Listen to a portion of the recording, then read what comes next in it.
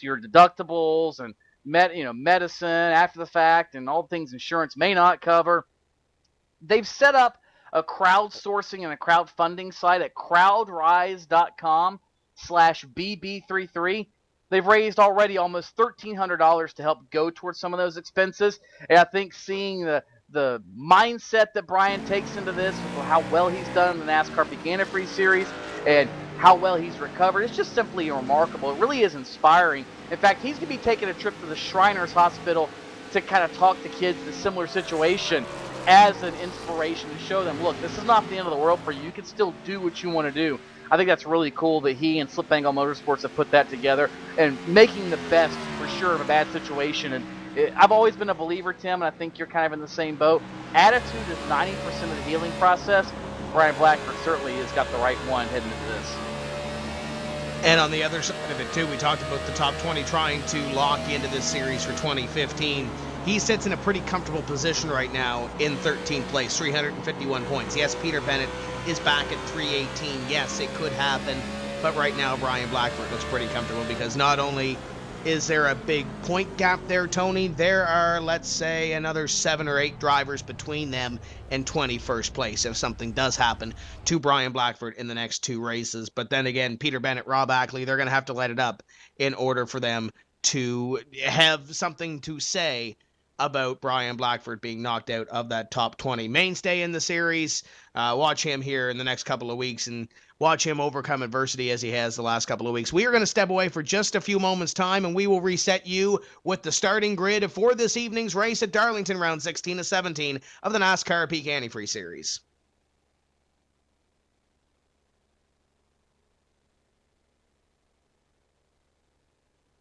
What's inside Peak Antifreeze? 65 years of experience in hot and cold protection. From an independent, family-owned business that's never been afraid to give you exactly what's right for your engine and your wallet. Peak. Run true. This is where it gets difficult. This is where your name's on the line, everything's on the line. You get that one chance to go out there and put down your best performance with the most amount of pressure.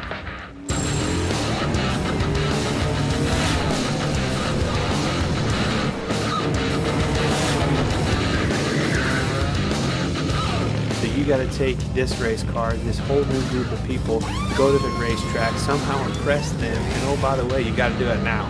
It's now or never. First thing that went through my mind was like, no way. Just be real important to try to figure out how to put the tires under him and run a smart 150 laps. They might bump him around a little bit, but what doesn't kill you makes you stronger.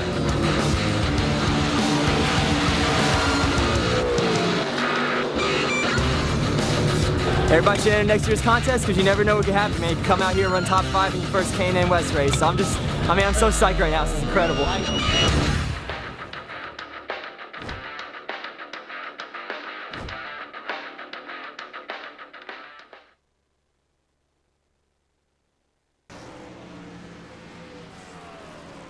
The Lady in Black set to host round number 16 of the NASCAR Peak Antifreeze Series, powered by iRacing, the road to $10,000, getting ready to go green at Darlington. This is your starting grid for this evening's racing action, 183 laps around the Darlington Raceway. Nick Ottinger will start on the pole, exactly where we left off 2 weeks ago from Richmond, 27.582, 2/1000ths of a second. Michael Conti will start in position number 2.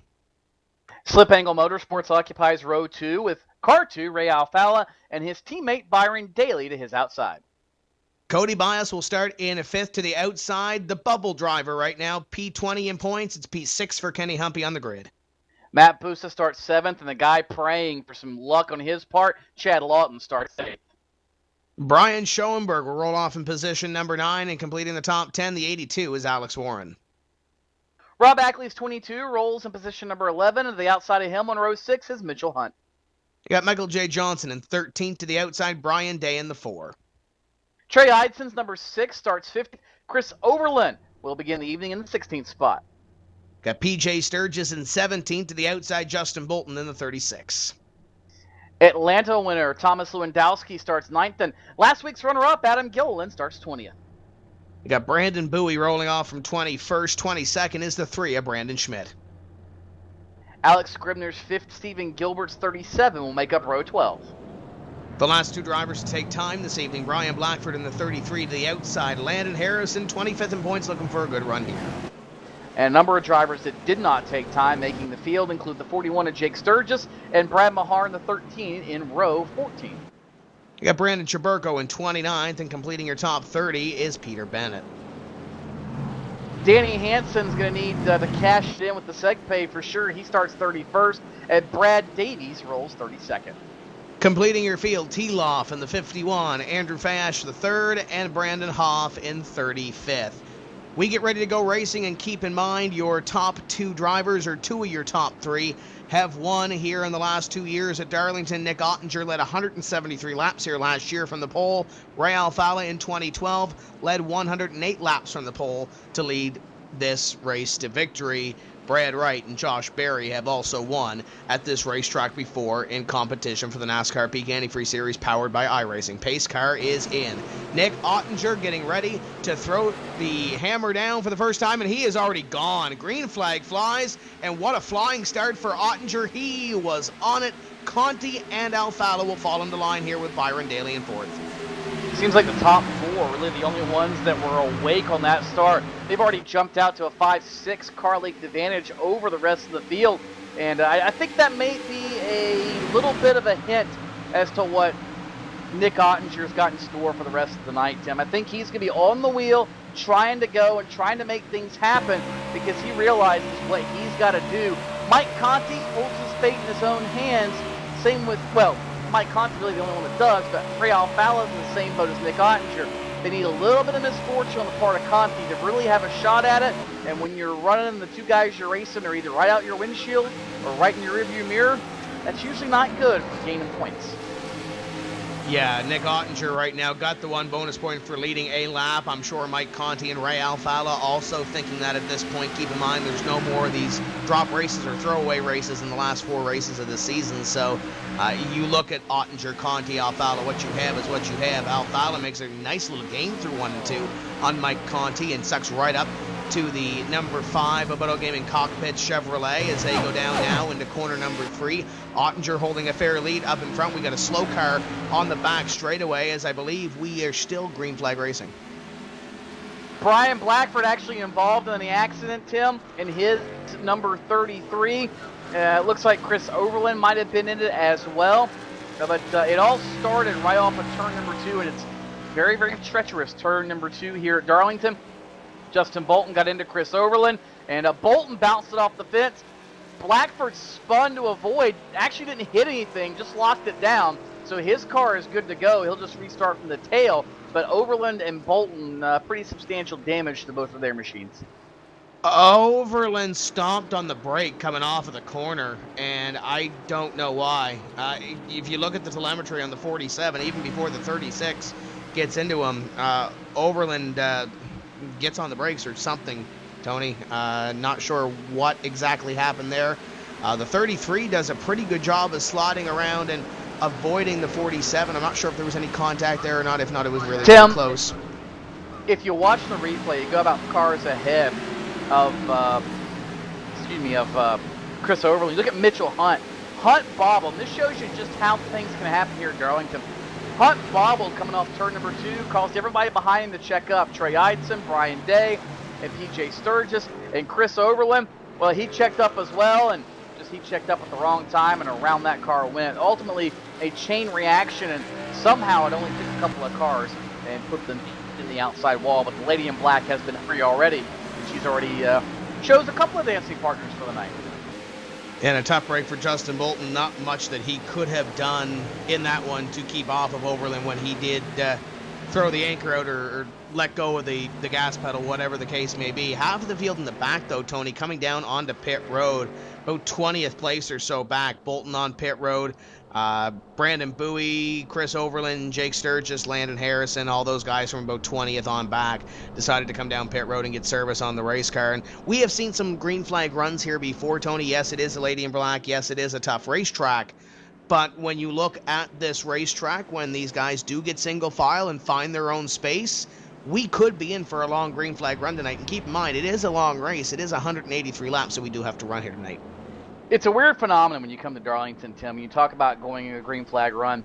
Everybody always equates a super speedway with speed and going fast, but Darlington, even with the pave job a few years ago, it still is one of the tracks that has the biggest fall off on tires. And you think lack of grip, you think sliding around, you think hitting things. That's partially true. You'll slide up, you'll hit the wall, and you'll bounce off and keep going. There comes a point, though, where you're almost going too slow to crash. And I know that sounds really, really weird, but there are racetracks like that in America, and Darlington is almost one of them. Now, when you try to plant 900 horsepower with the rear wheels, it can cause you to lose forward bite, and around you go. But there comes a point where you're almost going too slow to crash if the car gets out of shape. The only time you run into issues is if you've committed to a corner, somebody's in your way, and you're going to have to run into them. There's nothing you can do. You hit the brakes, you slide worse, you hit the accelerator, you spin around. So it limits your options, but these guys are good enough that usually, and I stress usually, they can judge what's going to happen before they get out of that corner, and running into the guy in the center of the corner isn't always what you're going to see happen. And I'm sure these guys have raced together this year, obviously, and they've seen a lot of they know how each other's going to race, per se. I'm not sure if Justin Bolton and Chris Overland, they might be rethinking that strategy there with that first incident as we get ready to go green flag racing here in a lap or so. Yeah, these guys know each other. They know their surroundings, so that might help them a little bit. We are on race number 16 of this season, so Nick Ottinger and Mike Conti and Ray Alfala, they know how they're going to race each other. They know what the other one's going to do, maybe a little bit predictable. Kenny Humpy's missed the last couple of races, so maybe he's a little bit of a wild card compared to some of these other guys.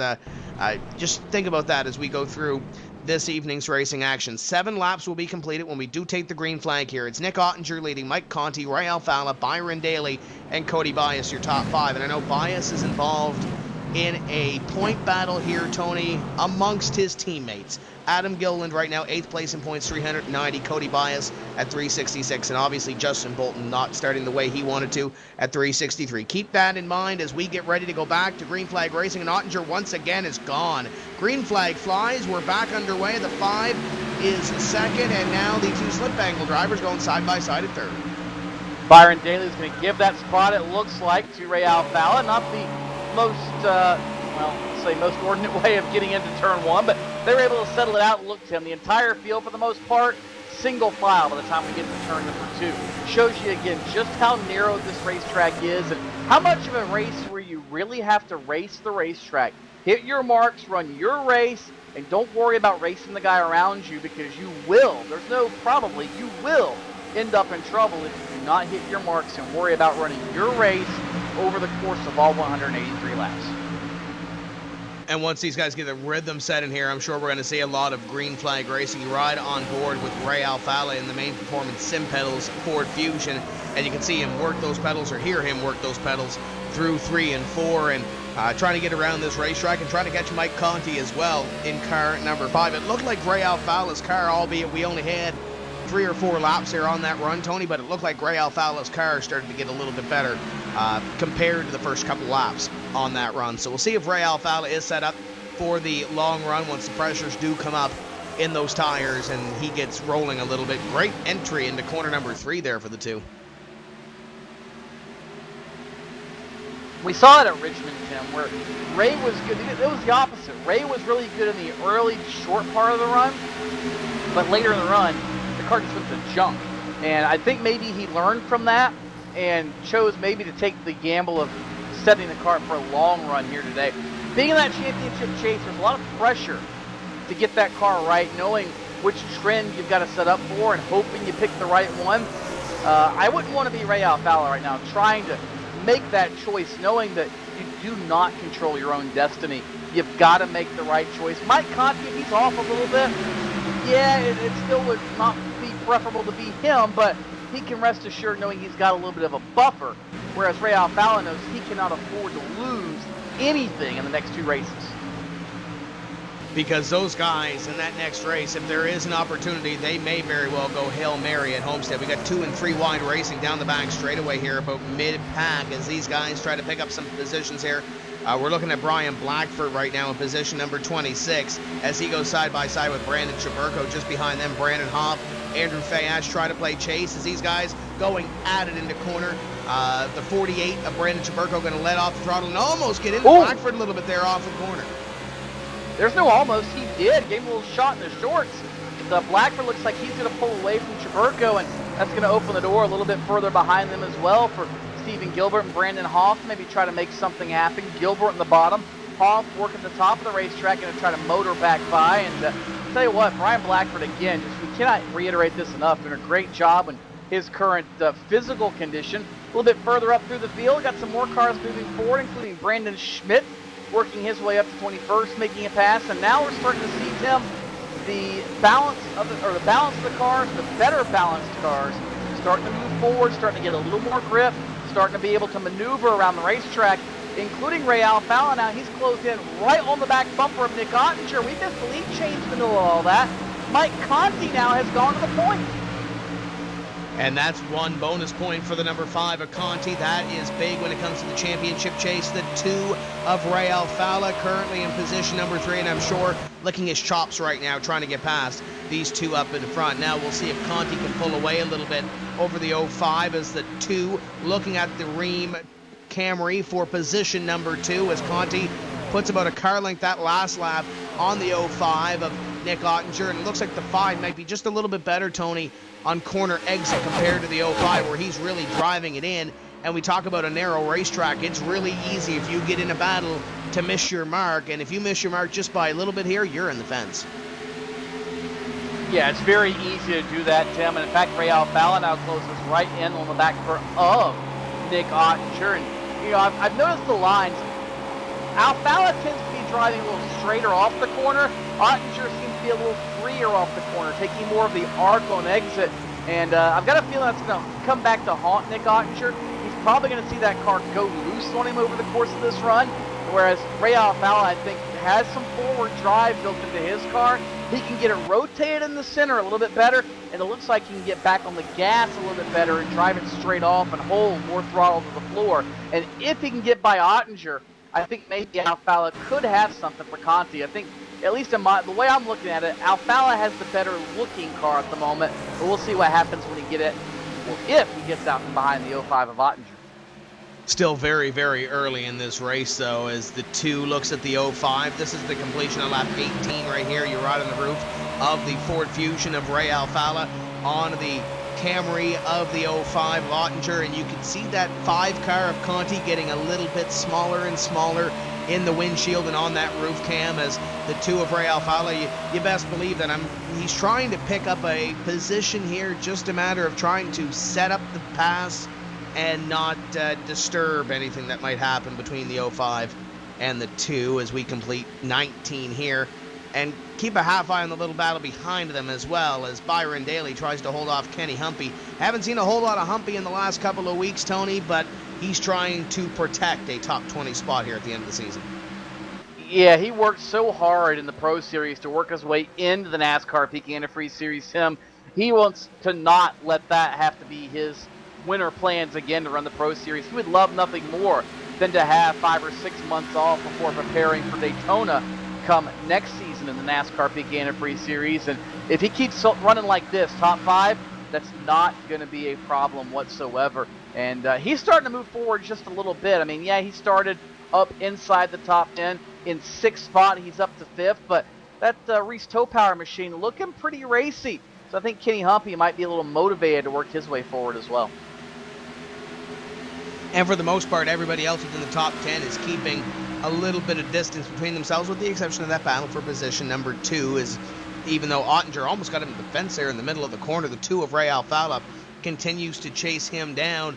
One driver that's having another great run here as you look back from the 93, and there's a couple of cars back there behind them. That's Cody Bias, Matt Busa, and Rob Ackley. Rob Ackley has really turned it up these last couple of weeks, Tony, currently sitting in position number 8. He really needs to turn it up because he's 22nd in points. If he wants any opportunity at picking up a top 20 spot and a ticket into 2015, he needs to be on it these last 2 races. Well, if he keeps running like this, just like Kenny Humpy, he'll get the job done, no question. Speaking of getting jobs done, up ahead of him, Alfala looked on Ottinger getting to turn number 3. Wasn't able to make it happen. He falls back in line. But actually, yeah, he is, I want to say he's come out of nowhere, Tim, but he certainly has put on the afterburners the last few weeks and made something happen in that 22 camp. It makes you wonder what would happen if they discovered that speed earlier in the year for Rob Ackley, but I know he's got to be happy about the way he's run the last few weeks. 2 continues to take a look down the straightaway at the 05 of Ottinger, nothing doing as they go into corner number 3. And he's one of those drivers as well, Tony, and I mentioned Rob Ackley, that Ottinger gets a little bit loose there. He was on the cusp last year of making it into this series, and I believe may have missed the mark and had to run pro, so he's at the same opportunity again this year, but he wants to be on the opposite side of the coin and wants to not run the NASCAR iRacing Pro Series in the 2014-15 winter season. Alfala continues to look at Ottinger, and it looks like Ottinger has closed in a little bit on Conti. Could this be Conti's car maybe falling away a little bit? Because it looks like Ottinger has a handful, and he's got a little more of a handful there as he disappears for a few moments. They're all within a couple hundredths of a second of one another, Tim. I mean, literally, they crossed the line that last time. Conti ran at 51, Ottinger ran at 53, Alfala, the slowest in the group, ran at 60. That's the most split they've had the last few laps. So I think they're all pretty equally matched at this point in the run. But when we get to lap 60, lap 70, what are those cars going to be like? And I think that's the big question. The long green flag run helps all 3 of them. No doubt, because if the cars were to have an issue, they wouldn't lose nearly as much time. But I think this is the most equal we have seen all 3 of our championship contenders all season long, really. Conti had a bubble right there off turn 2, but he's been doing that all race long. It just seems like these 3 are, I mean, I don't want to say they're identical, but they're about as close as you can get right now. And neither of these 3 have been flawless. It looks like Ray Alfala may have the best handling race car right now, maybe between the 3 of them. Ottinger's been really, really loose the last couple of laps. And as you mentioned, Conti's been having a couple of bobbles these last couple of laps as well. Ray Alfala, the last time by, was the faster of the 3 drivers. It just looks like Ray has an easier driving race car in these last 5 laps, let's say, compared to Michael Conti and Nick Ottinger in front of them. Daly and Humpy continue to run 4th and 5th, even though there is a half second or so now between those 2 drivers as they continue on in 4th and 5th. And everybody for the most part, Tony, single file, straightened out, a little bit of space between them, trying to find a side-by-side battle on the racetrack, and there's not one to be had right now. A couple of close battles back outside the top 30. Yeah, there's some way outside back towards the opportunity sections of the running order, if you will, but those really don't have a whole lot of bearing at the moment on the story of the race. Of course, some of those drivers who were caught up in incidents earlier, like Chris Overland, he is on the verge of going a lap down. He's about 7 or 8 seconds ahead of the leaders.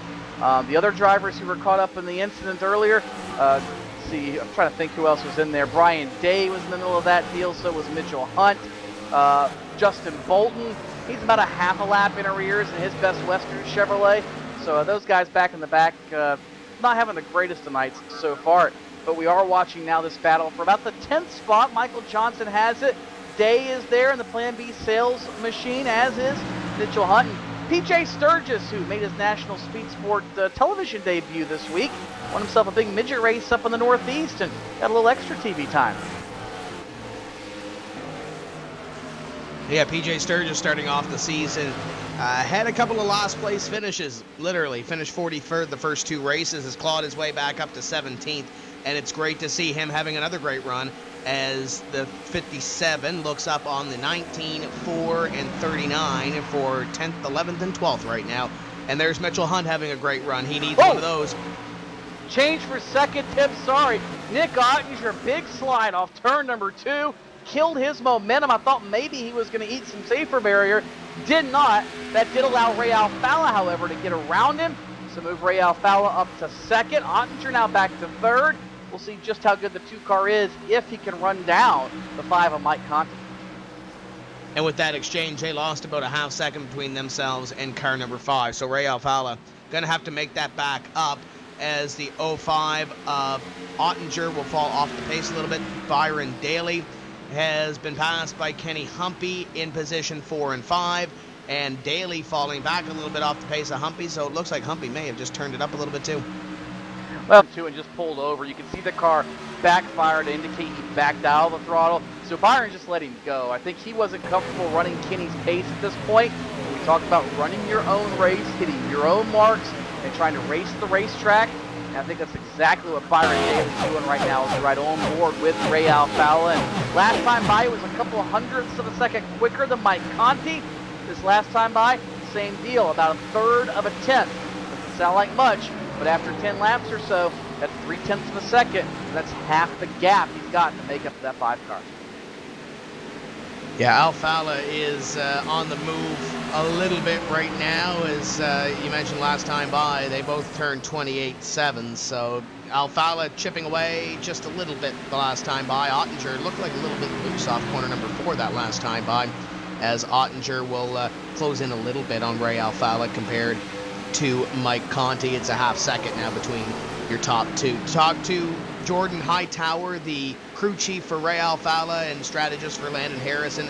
They're saying approximately 65 laps is the fuel window here this evening, so they should be down around lap 65 for their first stop under green if this thing does stay green. Well, here's where I start to wonder, Tim, if you can go 65 or 70 laps, let's extrapolate that out just a little bit. 65 laps is about 195 circuits here. If you could stretch it to 70, that's 210. Do you maybe back it up a little bit and make it 61 lap segments?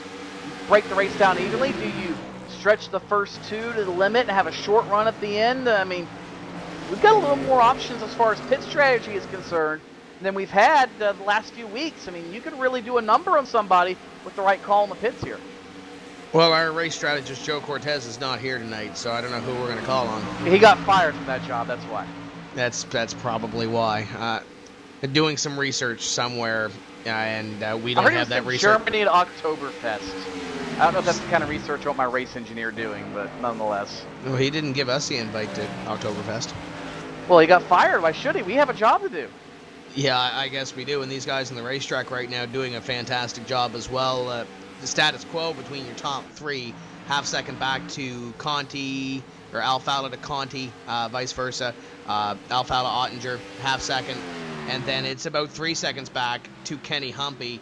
And it doesn't look like Humpy's been able to make any inroads, but one driver that has been able to is Matt Busa. It looks like Busa has closed in a little bit on Byron Daly, and Busa is looking to turn it up a little bit here in the middle stages of this race. Keep in mind, he's tied for 6th place in the point standings right now. Busa's had a pretty quiet season, and he's looking for a little bit more as he has closed in the gap quite significantly on Byron Daly. It's only a half second between those 2 cars.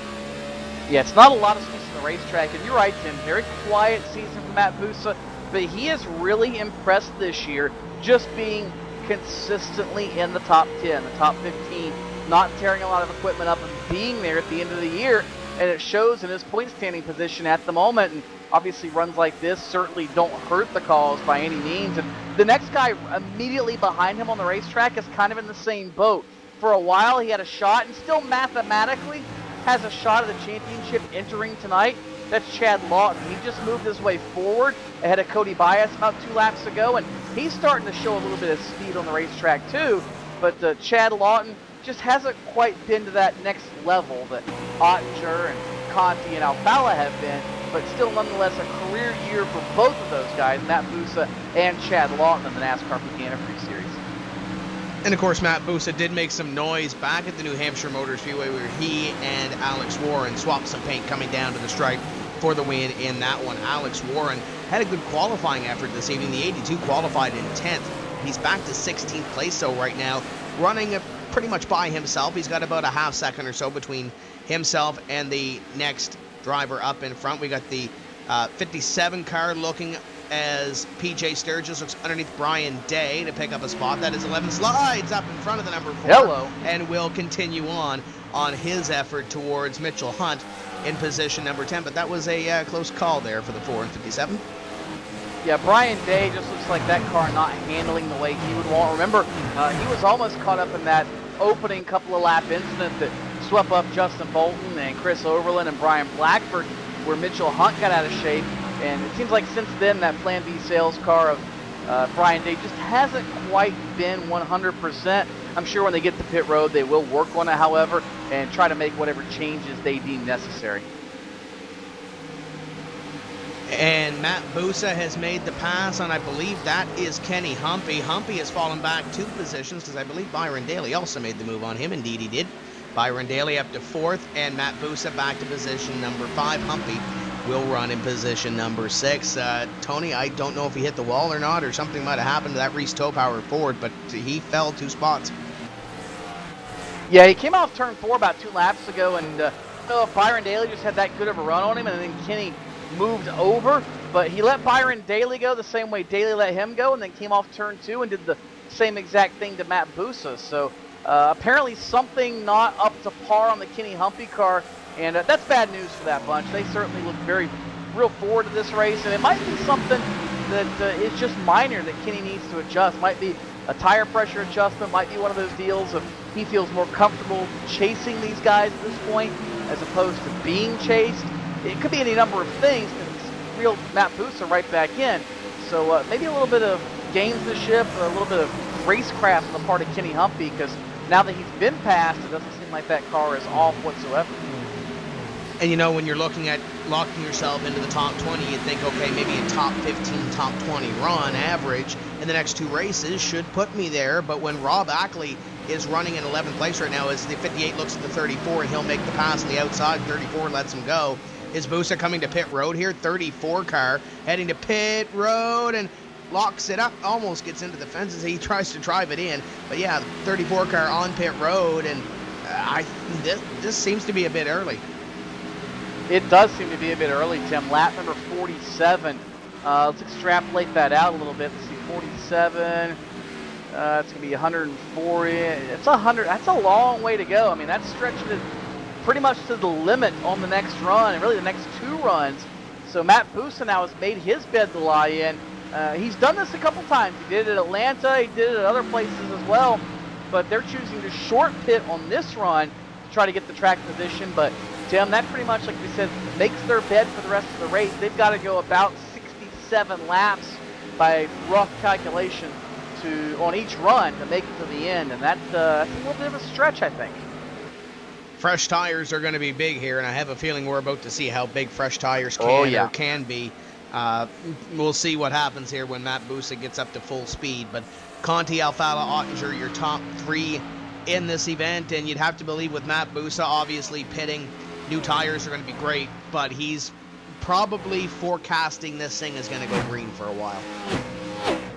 And really, where he was at, Tim, if you want to win races, that's sometimes the gamble you have to take. He's far enough up in the points, he can afford to take that gamble, and I think he'll still be okay.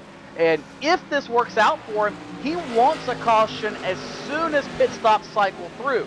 So he needs this race to stay green for about another 15 to 20 laps. If that happens, Matt Busa will be the leader, no question. 50 car Scribner comes down pit road. Bowie is still on pit road. He was already a lap down, so I'm not sure if he missed pit road or whatever the case may be there, but Brandon Bowie also taking the opportunity to come down onto pit road. 51 laps completed on the racetrack for Michael Conti, Alfala, Ottinger, Daly, and Kenny Humpy, your top 5.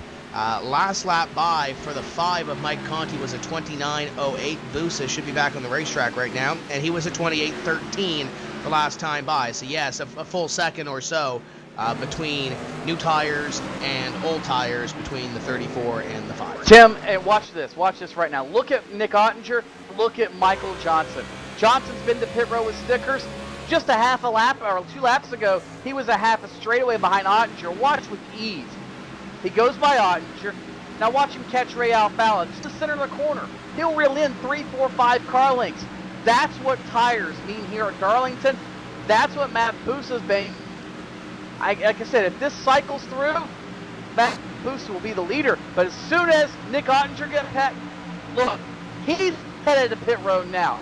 Nick Ottinger coming in for service on the Reen Camry. So Ottinger will come down pit road on lap number 53 of this event.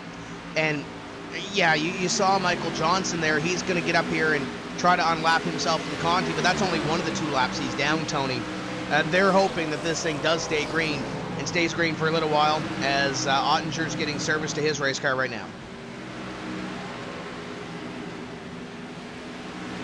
Yeah, long until finally Ottinger able to get down to his stall, and it looks like there will be 4 tires and fuel for the rain. Pretty much routine service on his car, and now he's going to have to go about 130 laps front with a little bit of leeway down and away as Ottinger. Let's see what kind of time he makes up now with the leaders.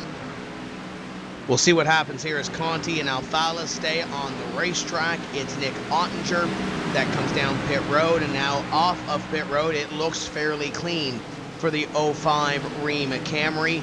Conti continues to pace his field. He's got Jake Sturgis behind him, and Sturgis is on new tires. To the inside goes the number 5, and he nearly got a little bit sideways and almost took the number 5 with him. The 50 will go to the inside as well, and we'll have to see, Tony, when Conti does decide to pull the trigger. Yeah, we're going to see, and Tim, the longer we got problems. Johnson goes around, and that's exactly what Matt Busa did not want to see. That is what Nick Ottinger did not want to see. Oh dear, we have just taken the championship picture and trimmed it, I think, by 1, Tim. That incident, again, it shows you the difference between new tires and old tires. That speed differential is essentially what caused the accident involving Brandon Schmidt, Brandon Chaburko, and the 39 of Michael Johnson, who had just come down pit road about 10 laps prior. Don't think Ottinger's completely out of it. He will get the wave around, assuming that all of these drivers in front of him do come down pit road, but he is going to be back in that little hornet's nest back there, Tony, and if we do have a caution, I don't want to say more than likely Ottinger will be involved in it, but he'll be in that area where he's probably going to have to dodge a couple of bullets in order to get by. Conti, Alfala, Daly, Humpy, and Chad Lawton are your top 5 as the field collects the pace car down the back straightaway. 58 laps completed, and we should see everybody that is on the lead lap down pit road here.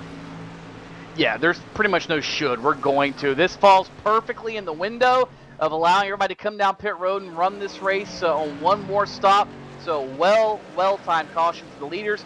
And again, it'll be fun to see what Ottinger and company do and how he is able to slice through the field. If at all, Tim, it seemed like most of the field was running about the same speed on a track that is so hard to pass on. So Ottinger might have his work cut out for him, or he might take some pit road gamble later in the race to try to make things happen for him. So here we go. Conti and the rest of the lead lap cars, 21 of them to be exact, head down the pit lane, and we anticipate nothing less, I should say, than 4 tires and fuel. Alfala begins to pull off to his stall. Conti going to be P2 on pit lane. They're both in with Byron Daly right behind them. Top 3 runners in the top 3 spots on the pit lane as far as this yellow is concerned. 4 tires and fuel. Typical service on all of them. Daly's crew a little bit ahead of the Alfala bunch. Same thing with Conti. Looks like they might win the race off pit lane. It will be Conti. Alfala able to nose ahead of his teammate. Humpy back there. Mitchell Hunt also in that number 19 car. Spectacular service from his team. And everybody, 4 tires and fuel. Service now complete. And you know, it's going to give a little track position, at least at this point, to a guy like Adam Gilliland, who was running outside the top 15 at the time of the caution flag. Brian Schoenberg is going to be in 10th place or thereabouts. I believe he may have lost 1 spot on pit road to Brian Blackford. Landon Harrison is in good position. Rob Ackley's still in good position. He was before the caution. He still is now. You have Conti, Alfala up in front, and then you have guys like Nick Ottinger and Cody Bias and a couple of others who are directly ahead of the leaders that will get the wave around. You're going to have some guys, though, that are still stuck 1 lap down. Yeah, that you are, Tim. And again, it's going to be interesting to see how all this plays out and how all of it cycles through. But I think Nick Ottinger, I don't want to say he's out of it because we've seen crazier things happen. And if the cautions fall right, he by all means get back in this race. But at the moment, I think Nick Ottinger might start signing off on that postcard that says bye-bye championship. He hasn't sealed it and put the stamp on it yet. But I think the salutation is being given and the final words are being written on that greeting card.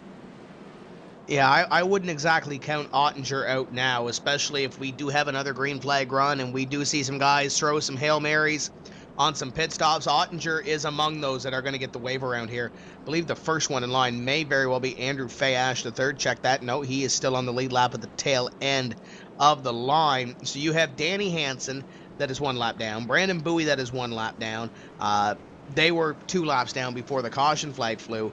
And then you have Cody Bias, Nick Ottinger, Brian Day, Thomas Lewandowski, the Sturgis brothers, Scribner and Overland, who will get the free pass to get, or the wave around per se, to get back on the lead lap. And actually, I believe there is one there that would have got the free pass, and it may have been Matt Busa in car number 34. There go the wave around cars, and we will go back to green, I believe next time by. So we will still have Tony 27 on the lead lap when we do throw this green flag. And that's a lot of cars, Tim. 27 cars is about where we were at before pit stops really started. The leaders are starting to close in on a few guys at the tail of the field, but it's not going to change things a lot, except for those guys who did pit from the front of the field, like Brian Day, like Nick Ottinger. Those guys are going to have to drive their way forward, and that's a task that, again, very much easier said than done here at Darlington. And just without the aid of caution flags, I do not see Nick Ottinger getting back to the top 3. If the caution's all right, it's a different story. But at the moment, I think he's going to need some help to have a shot to get back, A, into this race, and B, the championship hunt. Pace car is in, and we are getting ready to see the green flag. Conti gone. Green flag flies. 93 occupies the inside of the 2 of Ray Alfala. Daly trying to get back to position number 2, but Alfala going to get the entry into corner number 1, and Alfala will play chase now to the 5 of Mike Conti. Humpy in 4th, and Mitchell Hunt running in position number 5, and a great run for Hunt. Little pit strategy putting him back into the top 5. I don't think it was so much pit strategy, Tim, as it was simply pit performance. He had a few guys in front of him come down pit lane, and 4 tires, just flawless execution on his part, the crew's part. And he's up there inside, like you said, the top 5. So Mitchell Hunt certainly getting his name recognized tonight for good reason. And as long as the first 4 laps of this run do not go like the first 4 of the last run, I think you'll be a happy camper, because that thing was a handful at the start of the race. And he's actually closing in on Kenny Humpy right now in position number 4. So Hunt may be looking to move up a little bit here in these next few laps, as he's got Humpy just in front of him. Ray Alfala continues to chase Michael Conti up in front, 0.2 of a second or so between those 2 drivers. And got to keep a half eye on Nick Ottinger back here as well, Tony, because you know he's going to be flying through the fields. Already made up 1 more spot, and he's looking at Stephen Gilbert right now for 1 more spot in position 21. Yeah, he is, Tim. But these are the guys that have damaged race cars. These are the, unfortunately, these are the also-rans tonight. He's gotten by Brandon Schmidt, damaged race car. He's getting by Stephen Gilbert, who's intact, but Justin Bolton in a damaged race car is immediately ahead of him. Brandon Chaburko is ahead of him, who was in the last caution flag. And these guys hadn't even caught up to the pack yet when the green came out, Tim. In fact, Ottinger being shown now 8 seconds. Read that, a quarter of a lap, and then some, behind the leader. This task is way tall, and it's not like Atlanta or any of these other tracks where you just set them up and pass them. This is Darlington. You get about a car width and a half to worry about getting around somebody, and it's not easy. Yeah, these guys aren't going to move over, and they don't have to move over. They're racing for a position right now. Stephen Gilbert in the 37 almost gets run over by the 05 of Ottinger. Ottinger to the inside, and will pick up that position, and I believe they're coming up on a slower vehicle here. That would be the 54 Brandon Bowie, and that could make things very interesting here. 36 and 51 almost have a moment. The 05 of Nick Ottinger trying to get around those 2 teammates. The 54 not making it very easy on either of those guys, and I believe isn't Bowie a part of Gale Force, and the 05 of Ottinger is too. There was almost another moment there. Yeah, this is not where Nick Ottinger wants by any means, and it's very, very hairy. We talked about him being 8 seconds in arrears 2 laps ago, Tim. He's now 9 seconds in arrears. We know he's got a car faster than this, but this is proof positive how hard it is to pass. It doesn't matter how fast your race car is. It's just that difficult to make up ground here at Darlington. Now Ottinger's nearly 10 seconds behind Mike Conti. Again, without caution flags, Nick Ottinger's day is done. and he's going to get up here and try to get by Brandon Bowie, who is 1 lap down, and then he'll chase down Brandon Hoff and Chaburko and a bunch of other guys up there as well, as he moves to the inside of his teammate, and should be easy to move by him. Indeed it is, and Ottinger will set his sights on the next driver in front of him. Meanwhile, up in front, Michael Conti has stretched it out to 1.2 seconds over Ray Alfala, and Alfala has fallen back to Byron Daly, Kenny Humpy, and Mitchell Hunt. So if Alfala's car is a little bit better on the long run, Tony, he needs some laps now, because he's got 3 hungry competitors reeling him in right now. Yeah, that he does, and I almost wonder if Alfala could be playing a little bit of strategy here, Tim. I wonder if maybe he realized he pushed the car a little too hard on the first run and maybe didn't have enough left to catch Conti. Or maybe he's luring Conti into a little bit of mind game here, thinking, or trying to make Conti think that I'm burning my own stuff up. There are some mind games that happen here at Darlington, probably more than any other racetrack for that very reason. And it wouldn't surprise me if 15, 20 laps from now, we see this 10th of a second a lap differential reverse, and Alfala starts going forward. Plus, the other part of this, Tim, we do not know what kind of adjustments were made on either car to where maybe they're geared more towards the beginning or the end of the run. Yeah, we'll have to see how these guys are playing it out after that first green flag run that we had leading up to a pit stop for some of our competitors, including Nick Ottinger and a couple of guys out back. Ottinger just gained 1 more spot on Peter Bennett to put him up to position number 19, and it's still about 10 seconds between himself and Mike Conti up in front of the field. Those guys that did get a little bit of track position, though, Tony, from this exchange, holding up pretty well right now. Blackford is in position number 7 all by himself, chasing down Chad Lawton. Schoenberg in position 8, Adam Gilliland in 9th, and Alex Warren in 10th, who's being chased down by Rob Ackley. And there's Brad Davies as well in position number 12. A great little battle there. 82 bobbles a little bit, 22 looking to the inside. The 11 of Brad Davies keeping up with him, and the 6 all over the place behind them as Trey Eidson tries to keep that thing straight. Nice little battle back there from 10th. Oh, and Alex Warren's got electrical issues on top of that. You see that car blinking. Warp, as we call it, makes it a little hairy to try to pass somebody. And that's that much more of a danger element. You see Rob Ackley back off for that very reason. In fact, Brad Davies got into him in turn number 3, and you see that Brad Davies Chevrolet. Give a call, though, to Brad Davies, Tim. Running in the 12th spot, he started all the way back in 32nd. So the caution flag apparently helping him, falling just right for his strategy. But Brad Davies certainly knows how to get around this joint.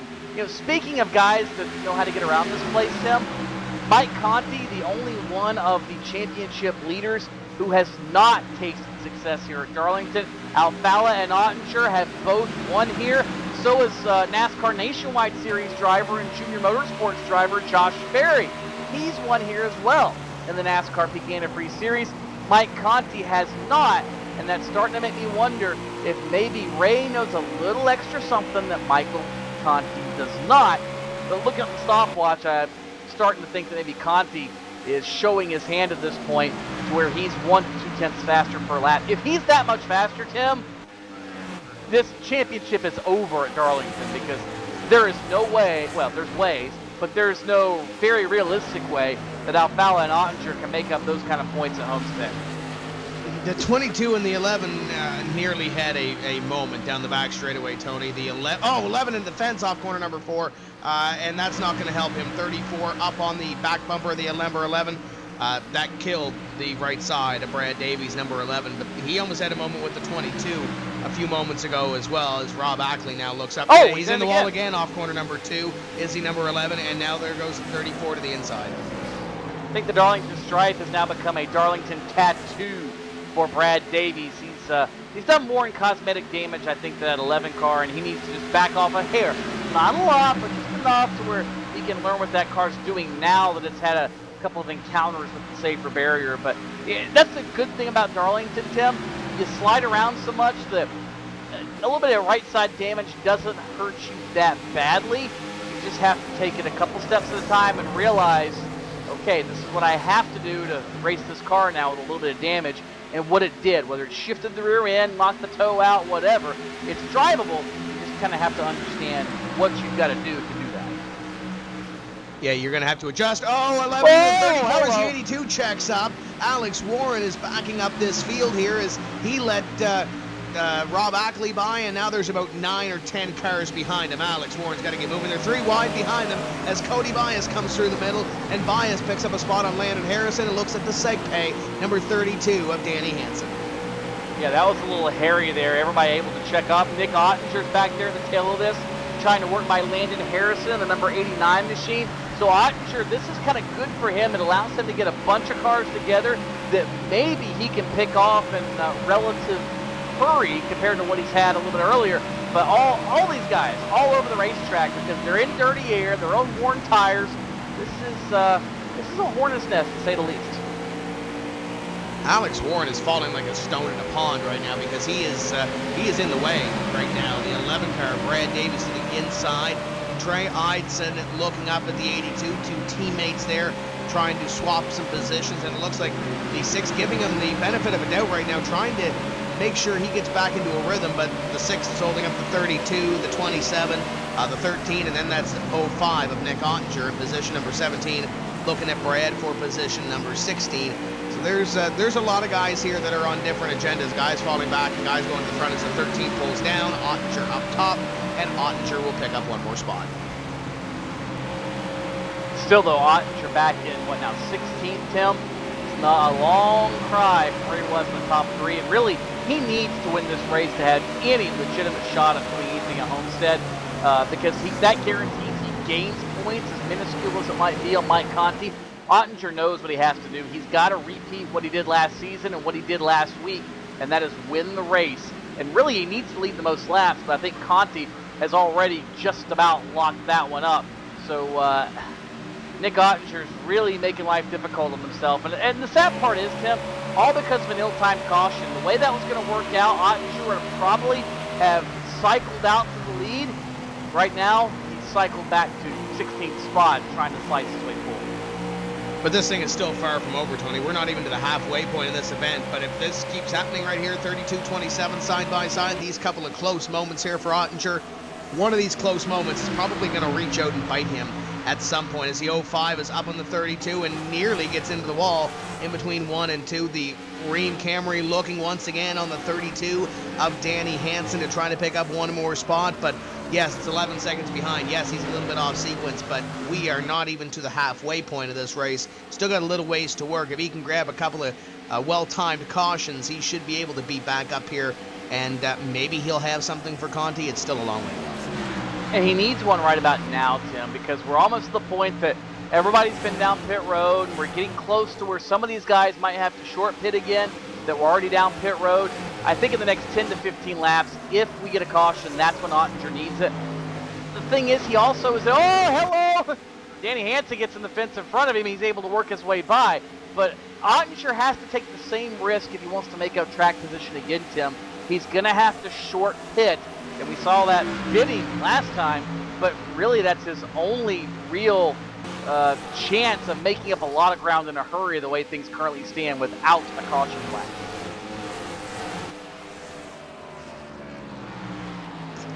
You saw the 19 pointing it towards the inside wall there from position number 5. He lost 2 spots. Brian Blackford moves up to 5th with Kenny Humpy in position number 6. Mitchell Hunt fell back to 7th. Schoenberg and Gilliland complete your top 10. It continues to be Michael Conti up in front by 2.5 seconds, and then Byron Daly in position number 3, a second and a half off the pace of the 2 of Ray Alfala. Lawton in position number 4, and Blackford, as we mentioned, occupies position number 5 now after Hunt at his little slide off of corner number 4. Last time by the stripe, Conti was just 300ths faster than Ray Alfala, as Blackford continues to run right now in position number 5, chased down by Kenny Humpy, and he's got a couple of straw cars ahead of him. He may be catching Chad Lawton and Byron Daly here on this run. I think he might be, and I know we've said it 16,000 times, but Brian Blackford driving essentially with one hand. Well, never mind. Speaking of one hand, Byron Daly had 2 hands full of steering wheel. Chad Lawton's able to get by, but Daly holds on to it. But Brian Blackford driving essentially with one arm, one hand, whatever you want to call it. This has got to be inspirational for not only him, but anybody that's faced any sort of physical injury. But the guy is just a remarkable inspiration to him. Look at him, up into 5th spot. He's the worst running slip angle motorsports driver right now. They're running 2nd, 4th, and 5th. That's not too shabby. He's about to be the second worst, so if Byron Daly continues the way he is running, because Daly is all kinds of sideways ahead of his teammate, the 33 of Brian Blackford. Darlington stripe on the 58 of Kenny Humpy behind this little battle as Humpy tries to stay ahead of Mitchell Hunt. But the last couple laps, Blackford had a little bit of a slide there as well. But, man, the 93's got a handful here in these last couple laps. He does, Tim, and it makes you wonder, being the slip angle motorsports drivers are all right there, are they running the same setup? And obviously each driver has their different styles and things that dictate the little details in the setup, but it makes you wonder if they're all on the same base, and if they are, maybe that's a little indication of what's happening to Ray Alfala's car. We thought maybe Alfala would fall off a little bit, or excuse me, Conti would fall off a little bit, and Alfala would be able to reel him back in, but it has stayed pretty consistent. Conti anywhere from a half a tenth to a full tenth per lap faster than Ray Alfala. This is demoralizing if you're chasing Mike Conti in the championship right now. But you know what? It just fell off the last couple laps for Ray Alfala. When you look at his lap times, lap 84 and before was 28.6s. Mike Conti is running 28.7s right now. The last few laps for Ray Alfala, last 4 laps have been 28.8s, and the last lap by was a 28.90. So Alfala has fallen off. That car, it appears, Tony, has cliffed right now, and it's cliffed a little bit sooner than Mike Conti's has, because the last 10 laps for Conti have been average 28.7s, 28.6s. That last lap by was a 28.79. The last time Alfala had a lap of 79 was 5 laps ago, and last time by was an 86. So Alfala's car has fallen off greatly compared to Conti's. It makes you wonder what kind of adjustments he made on that last stop, and maybe he needs to undo those on the next stop, or conversely, it could be what kind of adjustments that Conti made on the last stop that he needs to keep going in the same direction or not touch it on this next run. And I'm almost to the point where I'm Ray Alfala, I short pit the next segment. I know there's a lot of risk in it, but the way things stand, you're not going to beat Mike Conti. He's going to gain 4 or 5 points on you over the course of this race, which puts him not out of reach, but out of reality at Homestead, barring some sort of catastrophic issue. And I think Alfala's only hope of getting in front of him is going to be to short pit. And he needs to short pit by a good 4 or 5 laps over Conti. Pretty big risk. We saw it happen to Nick Ottinger, but I think that's going to be his only shot to get ahead of the 5 car. If he's ahead of him, he might be able to hold him off, but there's no way he's going to hold him off 4 seconds behind him. Yeah, he's going to need something like maybe a couple of quick restarts at the end of the race, per se, and maybe throw Conti off his game. That may be the only way at this point that Conti is going to lose this race, barring any sort of pit strategy or any sort of caution falling in the wrong place at this point. Chad Lawton in position number 3 right now, and he is nearly 2 seconds behind Ray Alfala. Daly, Blackford, Humpy back here, 4th, 5th, and 6th, going at it for the spot. It looks like Humpy has caught these 2 slip angle drivers who were battling for position number 4, and it looks like Daly, albeit he is still sideways, it looks like Blackford may be developing a little bit of a free condition too. Well, I think Brian Blackford is being a little cautious. I mean, relatively speaking, that's a relative term, but I think he is being a little cautious because it is his teammate in front of him, number 1, and number 2, he's essentially racing with the one arm, one hand still. Despite feeling that much better, it's not 100%, and that makes life a little more difficult when you don't have full control of what you have. But if this is what they call therapy, sign me up, because I need it. This is one of the best runs Blackford's had all season long. And you're right on board with car number 33 right now as he looks up at the 93 of Byron Daly, and they have about a second and a quarter or so between themselves and Chad Lawton in position number 3, as these guys are, some of them are babying it around this racetrack as these cars continue to fall off and get a little worse to handle. And as they go at it for the spot, Tony, it appears that Mitchell Hunt is starting to close in just a wee bit as well in position number 7. Schoenberg, Gilliland, that's the product of Some pit strategy was staying out in that caution flight, flying the way it is, and they've held within the top 10. They sit in 8th and 9th respectively, and Matt Busa has worked his way back up to position number 10. There's another driver that had to get the wave around on that caution in order to get back on the lead lap. He's doing fairly better right now than Ottinger, albeit he did have a little bit of track position on Ottinger. Busa runs 10th, Ottinger runs 14th. Yeah, and Ottinger is still stuck behind the 82 of Alex Warren. In fact, last time by, he was ahead of Alex Warren, but slipped up and Warren got back by. So I think Ottinger has taxed out the Reen car to where that Camry is in dire need of tires, in dire need of a pit stop, and he is just hanging on for dear life.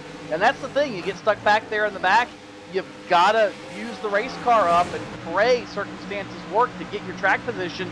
Otherwise, you're not going to go anywhere, and I think that's exactly what's happened to Nick Ottinger now. As well, speaking of which, Matt Busa's on pit road. This considerably early, Tim. Busa cannot make it the rest of the way. He'd have to go 82 laps. I don't see that happening. Busa on pit lane, apparently figuring this is going to have to be 2 stops. Maybe take advantage of the fresher tires for both of those runs. And keep in mind, Tony, lap 101 is when he comes down pit road. He pitted first on lap number 47, and Nick Ottinger was down 6 laps later on lap 53. So keep a half eye on that 05 as well, as Ottinger, I'm sure, is going to try to stretch it a little bit, but that might be something to watch as we go on here. 33 of Blackford continuing to put pressure on the 93, and they've actually pulled away a little bit from Kenny Humpy. Humpy getting into corner number 3 a little bit better that time and trying to gain a little bit of time on these 2 in front of him. But yeah, the 34 of Busa was the first to really start the green flag segment of pit stops the last time. If that's the case, we should see Ottinger down within at least the next 10. That's assuming Ottinger sticks to the same strategy. I tend to think Ottinger was trying to break the race up, and he's going to have to wait a little longer to do that. Like we said, we heard lap 65, lap maybe 70. If that's the case, you're going to have to wait at least another 10 to 15 laps to come down pit road, and that's a long time to wait here at Darlington when you're sliding around with no grip. 58 of Humpy continues to lurk behind the 33 of Brian Blackford for position in number 5. Conti continues to lead. It's now 4.2 seconds over Ray Alfala. Chad Lawton comfortably in position number 3, and then that gaggle back there of 4 cars for 4th, 5th, 6th, and 7th place as this time by. We complete 1:05. You got some cars coming down on pit road that were at the rear of the field. Alex Scribner was among those that were coming down early on that last run.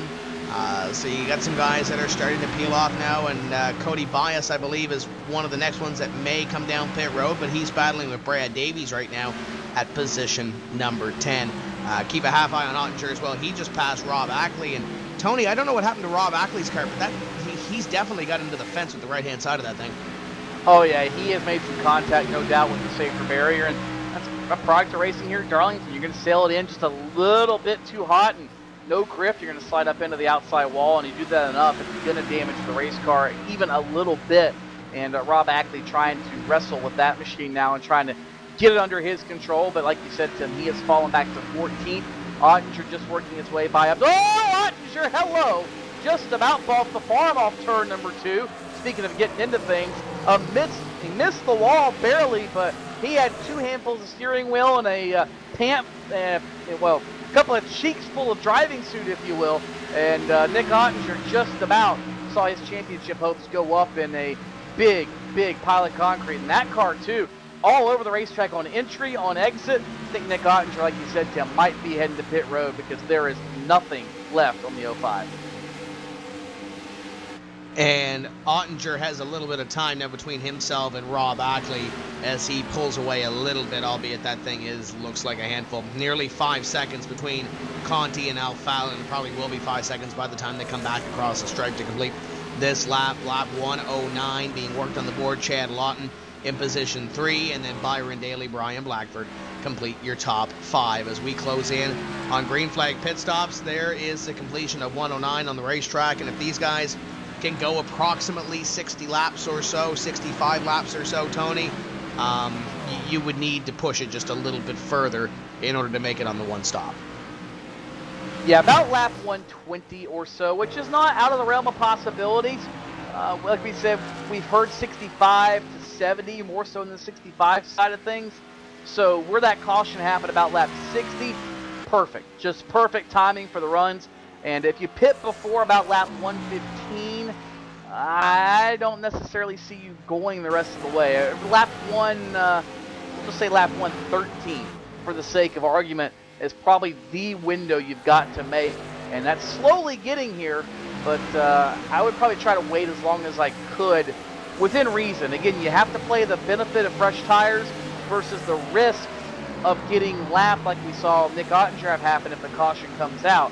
And if you're Mike Conti right now, that 5.5 second gap makes it real easy to stay on the racetrack for a few extra laps. 26 car Chad Lawton has caught the 2 of Ray Alfala. Alfala continues to fall back, and it keeps getting worse, Tony. The 2 is in danger right now of losing position. Number 2 is the Viper Technologies. Number 26 is within 2 car lengths of the 2 car as they work through 3 and 4, this time by 112 laps completed for Mike Conti, Ray Alfala, and the rest of the field that is on the lead lap right now, all the way back to Adam Gilliland in 22nd, which would indicate Gilliland was just on pit road. He is down and away in car number 8 after running within the top 10. And that's about, like we said, Tim, the outer limit of the window for Adam Gilliland. I'd probably be a little more comfortable waiting a couple of laps, but if he feathers it and babies it enough, he might be able to make it the rest of the way. Of course, a well-timed caution after this cycles through changes things up just a little bit, and Conti now works his way by Adam Gilliland as he gets back up to speed off turn number 2. So Gilliland does go actually a second lap down, but watch these fresh tires. Just watch him catch and blow by Mike Conti in a matter of about a half a lap here. The Gary Mercer Trucking number 8 coming out of corner number 4 and down the straightaway, looking to get back onto the 1 lap down mark, as you mentioned. You'll see the Gary Mercer Trucking number 8, and it looks a little bit better handling as well than that number 5 did. He'll go down the back straightaway. 5 will just let him by, and he'll sail on by and see if he can make up some more time on the 5 at Conti. Conti stays out this time by 1:15 completed at the stripe. Alfala, Lawton in positions 2 and 3, and look at Nick Ottinger. Ottinger is closed up on the 2nd and 3rd place drivers, and new tires are going to go to the inside. Again, just the difference in tires, and like we said, this is the only hope Ottinger had, was to short pit and try to make up all this ground. Exactly what he's done, but I still don't know. Hello, watch out. I still don't know if he can make it the rest of the way. He's going to be betting on a caution or maybe trying to stretch it at the end, but Nick Ottinger's hand has pretty much been forced at this point. And if he can keep this up, he'll gain some spots, no doubt, Tim. He's going to gain a lot of track position after it cycles out, but then he's on older tires when everybody else is on 5 or 10 lap newer tires, which again means he's going to be slower. So there's a gamble to take and there's a strategy to it, but at the moment, Ottinger is going to gain short term from doing it this way. 57 to PJ Sturgis working underneath the 2 slip angle drivers, Blackford and Byron Daly.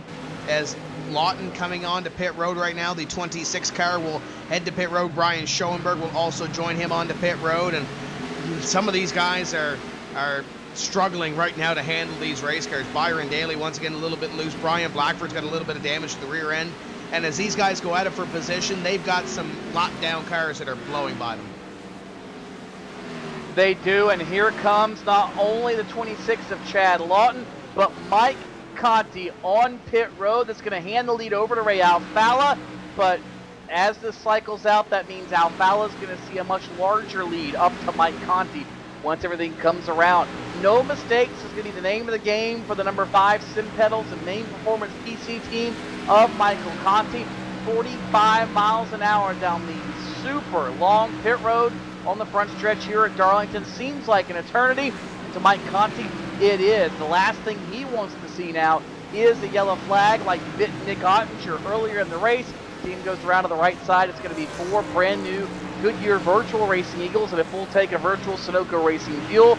Routine service, no major adjustments, and Conti is down and away. He'll rejoin the fray, albeit at the moment a couple of laps down.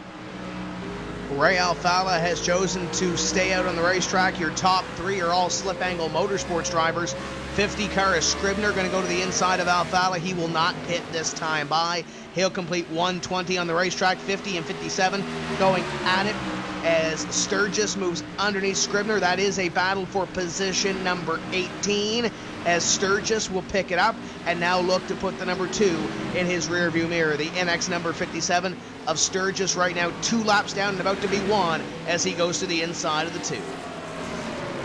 And he will unlap himself, as I think a lot of people are going to do. It looks like Ray is going to play the opposite card of that, Tim. He saw what happened on the last run, and I think maybe he's hoping that the caution will come out before he has to come down pit road. In fact, his teammate Byron Daly just came down pit road, albeit very, very slowly, so as not to overshoot the very difficult entry here at Darlington. So Daly on pit road, Brian Blackford also on pit road, and it looks like Ray Alfalla now finally going to make that left-hand turn off the banking of turn number 4. Nearly misses the entry to pit lane, but he'll get on the binders and roll it down to 45 miles an hour. This is the money stop for Ray Alfalla, and ultimately, this stop it could decide a championship. So Ray Alfalla down on the pit road. Landon Harrison also going to come on to pit road. This should conclude the green flag pit stop cycle as Alfalla will come by. He'll lead that last lap, and he'll come to the attention of his crew right here in the main performance Sim Pedals Ford Fusion, as he will take his time, his marks, and the right side tires go up on the number 2. And as that continues, Mike Conti exits turn 4. He will just blow by Ray Alfalla, who's still getting service on the left side of his car. Conti going to have about a 12 or 13 second lead probably once all this shakes out. And Alfalla finally able to get down and away. He'll get right back up as close as he can to the outside of the racetrack on the apron without crossing over onto the banking to maximize the speed he can use. But Kenny Humpy goes by, Adam Gilliland goes by, Chad Lawton goes by as well. A lot of cars got around Ray Alfalla like he was on pit road, and again, that pretty much spells disaster if Ray Alfalla cannot make those spots up, because Mike Conti is gaining points and gaining them in a hurry. As it stands now, Tim, this is about, if the race ended as they run, it'd be about 25 points the difference from Ray Alfalla up to Nick Ottinger, and about 29 from Ray Alfalla to Mike Conti, and about 29 from Ottinger to Conti, virtually locking Conti into a championship next week at Homestead. He could have a week like he did, though, at Richmond, albeit he did rebound for position number 10. He did have to dodge some bullets at that racetrack. 6.7 seconds between Conti and Lawton right now. This one, of course, is far from over as well. We still have to run towards a checkered flag. And the one thing I'm thinking right now, Ray Alfalla is mighty, mighty good on the short run. The last lap by, obviously, with new tires, he's 0.2 of a second quicker than Kenny Humpy, and he's reeling him in right now. Albeit about 30 laps into the run is about where Ray Alfalla began to fall off the pace a little bit. Do we see that here as well? Maybe Ray Alfalla made some adjustments. But if I'm Ray Alfalla, I'm probably going to want to get as much as I can right now, because he's closing in on Humpy. He should be able to get Humpy fairly easily here by the way he's running in the next few laps. But I got bad news for you, Tim. Mike Conti, his first lap out of the pits, ran his fastest lap of the race. And in fact, the last few laps have been nearly just as fast. Everybody else is staying consistent or getting slower, it seems like. Mike Conti just gets faster and faster each run. I don't know how you stop this kid. I mean, for a guy that thought he was going to run this season part-time at the beginning of the year, this is just turnabout in the most ultimate fashion. Conti putting on a clinic here at Darlington. I don't think we've seen this kind of domination from a driver at a racetrack this difficult in, I don't know, a long, long time. And even the last time by, Ray Alfalla, clean air, 28.50. Michael Conti, as he was catching traffic, 28.29. With older tires, Tim. Exactly. That 5-car of Conti is going to be really, really hard to beat in the last run of this event, as Conti last time by, even if he was passing Brandon Chaburko, he had a 28.40.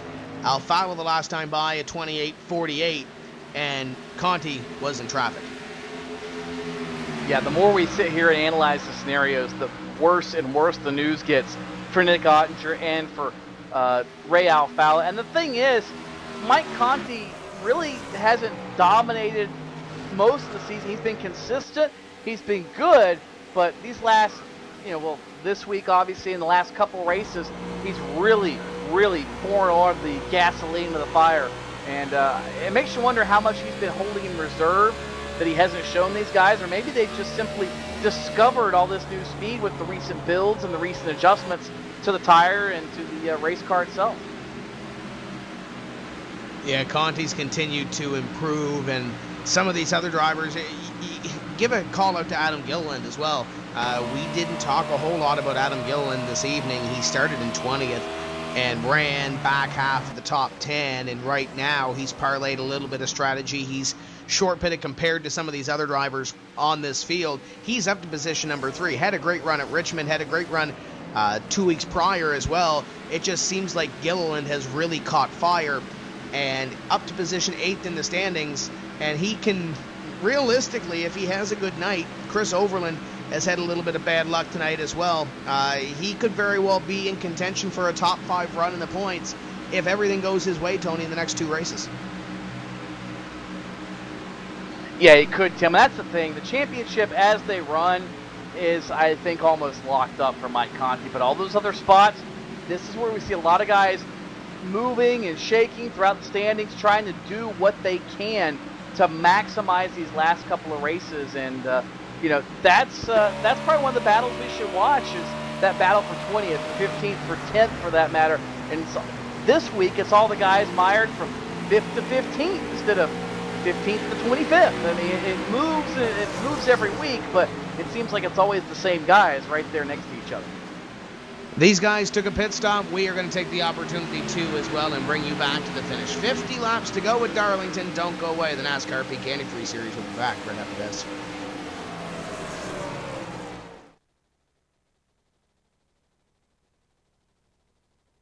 What's inside Peak Antifreeze? 65 years of experience in hot and cold protection. From an independent, family-owned business that's never been afraid to give you exactly what's right for your engine and your wallet. Peak. Run true.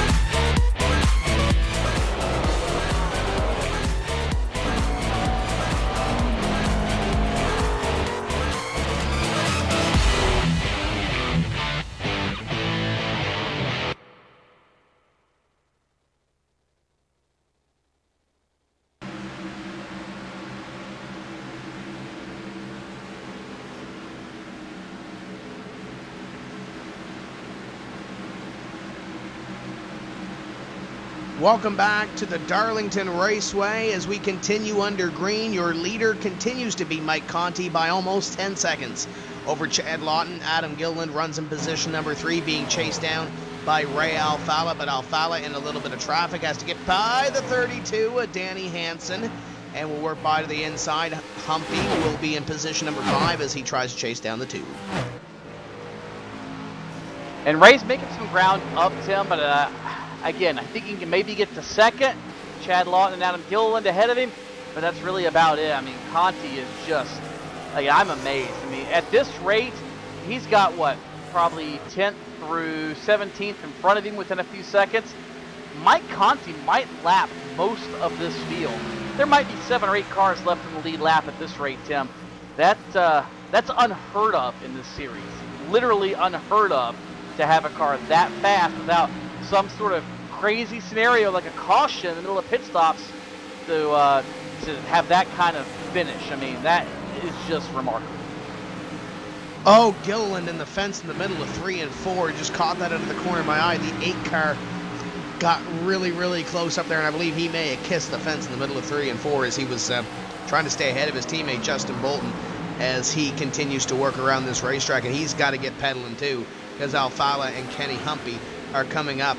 Ottinger right now runs in position number 6, but Tony, we mentioned it earlier, can Ottinger make it to the end when it comes to fuel, or will he be down for splash and go? I don't think he can. Even if he can make it on fuel, Tim, we've seen that car cannot go the distance on tires. So either Ottinger is saving something to go that distance, or saving fuel for that matter, or he simply just can't do it. I mean, the situation he was in earlier, he kind of made his bed and he had to lie in it, and it's getting to be a little dirtier and not so comfortable for Nick Ottinger. And I think he's one of many right now that's praying for a caution flag just so they can have some sort of shot at either moving up or having something happen to Mike Conti. And speaking, yes, Mike Conti's on pit road, Tim. What? I thought he could go the rest of the way.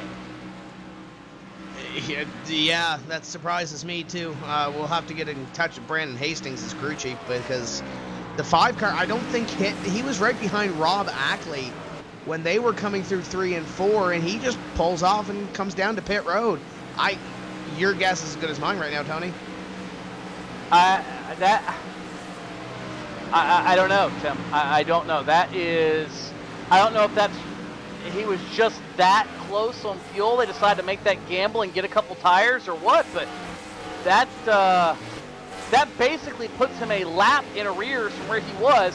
He comes out basically at the tail end of the lead lap behind, ahead of Ray Alfala and Adam Gilliland, and Chad Lawton is not too far ahead of him.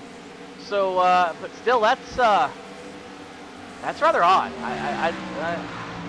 That might be exactly what Ray Alfala was praying for.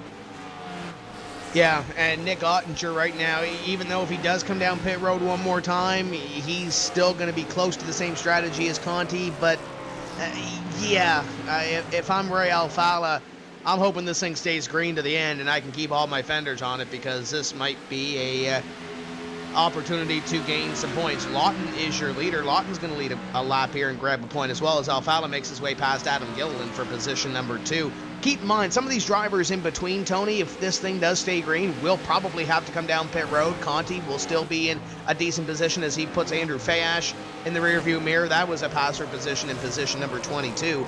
But, your guess is as good as mine on this one. Yeah, I mean, they could go the rest of the way I calculate. And really, Conti had no reason to come down pit road the way I saw. He was the fastest guy anywhere on the racetrack. That one defies all logic in all reality. And I think if I'm Ray Alfala at this point, I'm already just going to stay on the racetrack barring a caution flag, because I know what I have to do to win this race. Same with Chad Lawton. Tires are going to help, but I do not see Mike Conti making up a full lap in 38 circuits. Adam Gilliland is down on pit road as well, but I believe Gilliland was a little bit shorter on the strategy than Conti was. If that's the case, you would have to believe that Ottinger would be down pit road, Matt Busa would have already been down pit road, and actually I look at it now and Busa's out of the race, so that probably doesn't help me at all. But there's a couple of guys there. You go, Tim. He came down pit road all right. Yeah, he definitely came down pit road, but yeah, there's some guys that are on that strategy as well, or on a shorter strategy than some of those guys. You would anticipate that they would have already been down pit road.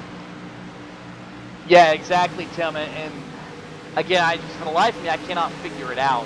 Why Conti would give up what more or less is a sure thing for such a risk. I mean, the caution comes out, it throws everything for a loop. Now, he's about to the point now where it's not going to be as bad of a deal, because here he goes getting ready to unlap himself on Chad Lawton. But again, with 148 laps complete, that's 35 circuits to go. Can he make up a full lap? I mean, that's basically a second a lap he has got to make up. The last time by, he was only 3 or 4 tenths faster. I don't see it happening. I don't get it. Unless they know something and have calculated something we don't know, this just makes no logical sense to either one of us. But keep in mind, when Ray Alfala got about 30 laps into the run, Tony, he fell off by about 3 or 4 tenths after that lap 30 mark. So that's going to put Conti probably a little bit faster as well than a Ray Alfala, but right now he's 27 but he's seconds not a behind second a Ray lap Alfala. faster, Tim. He might be a half a second a lap, and at 30 seconds a lap, that's 60 laps you've got to run. We don't have that many laps left. Ray Alfala is in the catbird seat right now, period. He and Chad Lawton both. And I think Ray might have a little extra motivation to try to go the rest of the way now, knowing what's happened. Same with Nick Ottinger. I mean, as things stand now, the championship gets turned on its head, and it basically becomes a mano-a-mano fight at Homestead. He who finishes ahead of the other one wins. Lawton in the fence off corner number 3 as he tries to keep it straight ahead of the driver behind him, who is currently a lap down. That's Peter Bennett in position number 17. But this one's far from over. You look at Landon Harris and you look at Alex Scribner, he's going to gain those spots. Is Conti going to lose the point lead? If it stays this way, if it stays green, he's probably going to have a little bit of a cushion, but not by much. He's led the most laps here this evening as well, keep in mind. Lawton Alfala, 2.5 seconds between them. Humpy and Ottinger within about a second of each other, but I believe Ottinger may have got the wall there that last time by. Might have, but, again, 6 seconds back is Ottinger from the lead. Conti, 27. That's 21 seconds. If I'm Ottinger, stay out and dig. 30 laps to go. Do what you got to do. It's almost cold trickle style at this point. It doesn't matter what the rest of the deal is. You just got to simply dig for all it's worth. Now, Conti continues to move up the standings, Tim, as I watch, with others pitting and coming down pit road.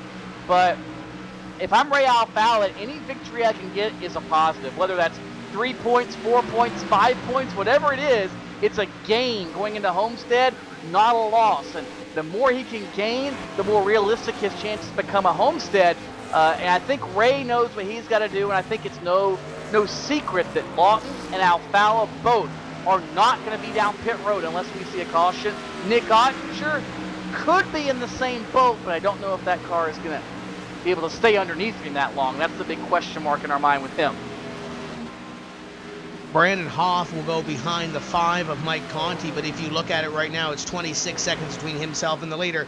58 car of Kenny Humpy down onto pit road, so he's going to pass Kenny Humpy by the looks of it here. This thing's going to stay green, and he's going to put Humpy in the rearview mirror. I'm talking about Conti. But if you look at Jake Sturgis right now, he's 10 seconds in front of Mike Conti. With the amount of laps that are left, just over 20 laps left, you'd have to believe that Sturgis might have Conti close to him at the end of this race. It's probably going to be a top 10 run at least, and it might be close to a top 5 run before this thing is over. But Ray Alfala is probably going to be looking at the lead here sooner rather than later. It's down to less than 2 seconds. Yeah, and like we said, he is motivated, to say the least. Brandon Hoff comes down pit road as Alfala goes by, and I'm getting word that this is almost an overconfidence strategy on the part of Mike Conti. He knows what he's doing. Just watch and learn is what I just was told. So I'm not sure what that exactly means, but I think it might cost him a win. However, we've got 27 laps to figure this out. Alfala continues to close in on Lawton right now. A 28.85 last time to a 29.16. Alfala is in the catbird seat right now. He is reeling in Lawton. My only question is, who's going to pit in the top 10 between Conti and Alfala? Who's not? Conti's got 8 seconds between him and 4th place, which is very viable and very doable, but I still don't know that I want to finish behind the guys that are chasing me in points, no matter how close I am. I think Matt Thomas just whispered in our ear that Ottinger has to go 72 laps from the last time that he pitted that's not happening. to the finish of the race. That's not happening. So Ottinger will definitely have to pit, unless he's got something in the fuel tank that we don't know about. As the 32 of Danny Hansen shadowing him for these last couple of laps. It looks like the 32 might be a little bit faster, but can't do anything with car number 2. Ottinger definitely has to pit, so that takes the 3rd place driver out of the equation. And then if you move from Conti all the way up to Sturgis, then you have probably a top 3 run, Tony. So it could very well be a gain for Ray Alfala if there's a couple of positions ahead in between them. Keep in mind, Conti did lead the most laps here tonight as well. Conti is going to close in on some lap traffic here, or traffic on the same lap as him, including the 19 of Mitchell Hunt. I believe the 55 is ahead of them there as well. That would be Brian Schoenberg. It's going to get close up here. It is going to get close, but I still don't know why Conti would put himself in this situation, Tim. You're leading the race. You had 10 seconds of gap. You have plenty of laps as far as buffer on the fuel.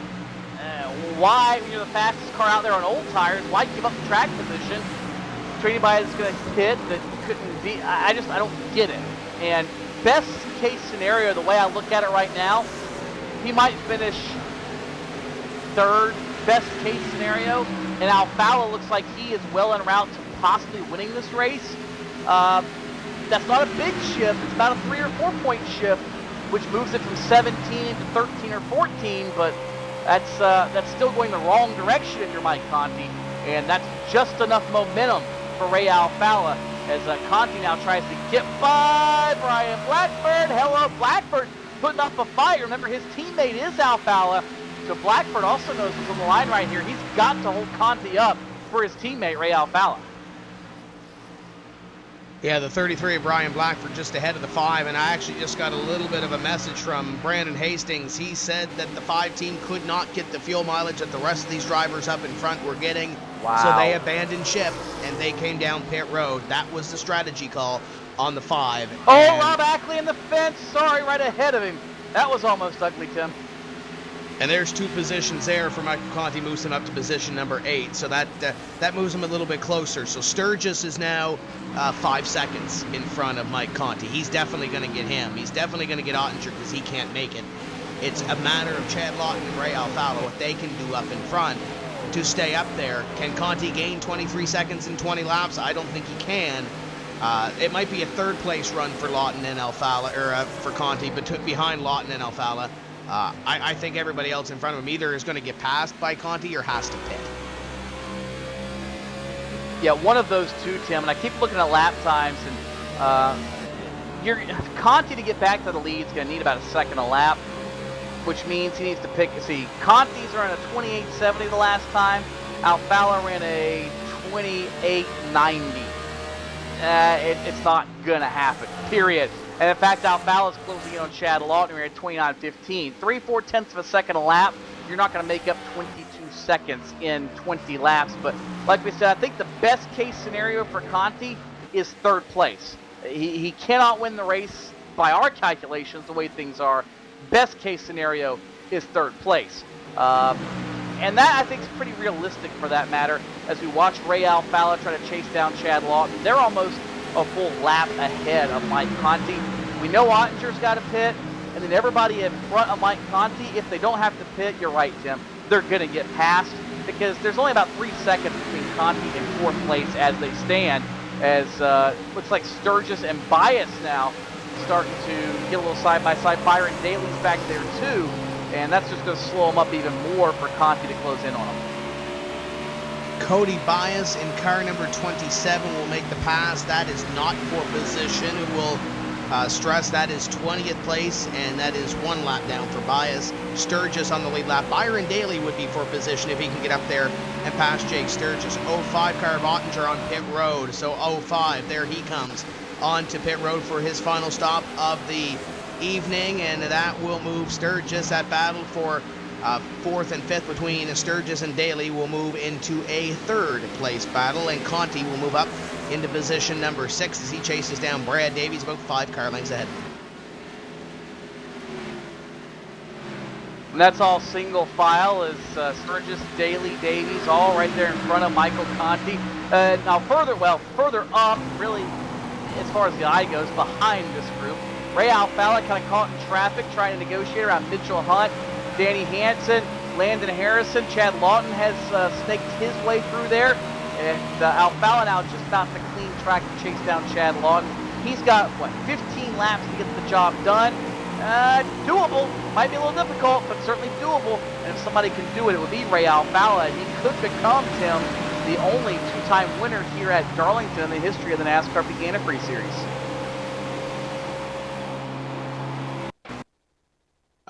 Byron Daly on the same strategy as Ray Alfala, about 20 seconds back. Sturgis onto pit road, 41 down to pit road. That will put Byron Daly into position number 3, Davies into 4th, and Conti into position, or check that, Conti into 4th as he passed Brad Davies, and Davies back to 5th. Lawton gained a little bit of time these last couple laps in Alfala because Alfala was mired in traffic. Brian Schoenberg right in front of Mike Conti. Conti to back off the gas, and Schoenberg somehow able to hold on to it. He gets the car stopped, but rolling now again. Will stay green, but that nearly was not what Ray Alfala wanted to see. Neither Chad Lawton and Brian Schoenberg to bring the double nickel down pit road. But very hairy and scary moment for Mike Conti right there off turn 2. Well, his teammate almost drew the caution that he needed, and he didn't get it. Chad Lawton, Ray Alfala, top 2, and I was about to say that Chad Lawton lost time or gained time on Ray Alfala because Alfala was in traffic, and Alfala gained back 2/10 that last time by. And here comes the 4, Brian Day to the inside of the 2 of Ray Alfala. Day trying to make a move on the 2 with newer tires, and he will do so. So here comes some lap traffic going to play into this one as well, Tony, as we close in on the final few laps of this race. 11 to go here.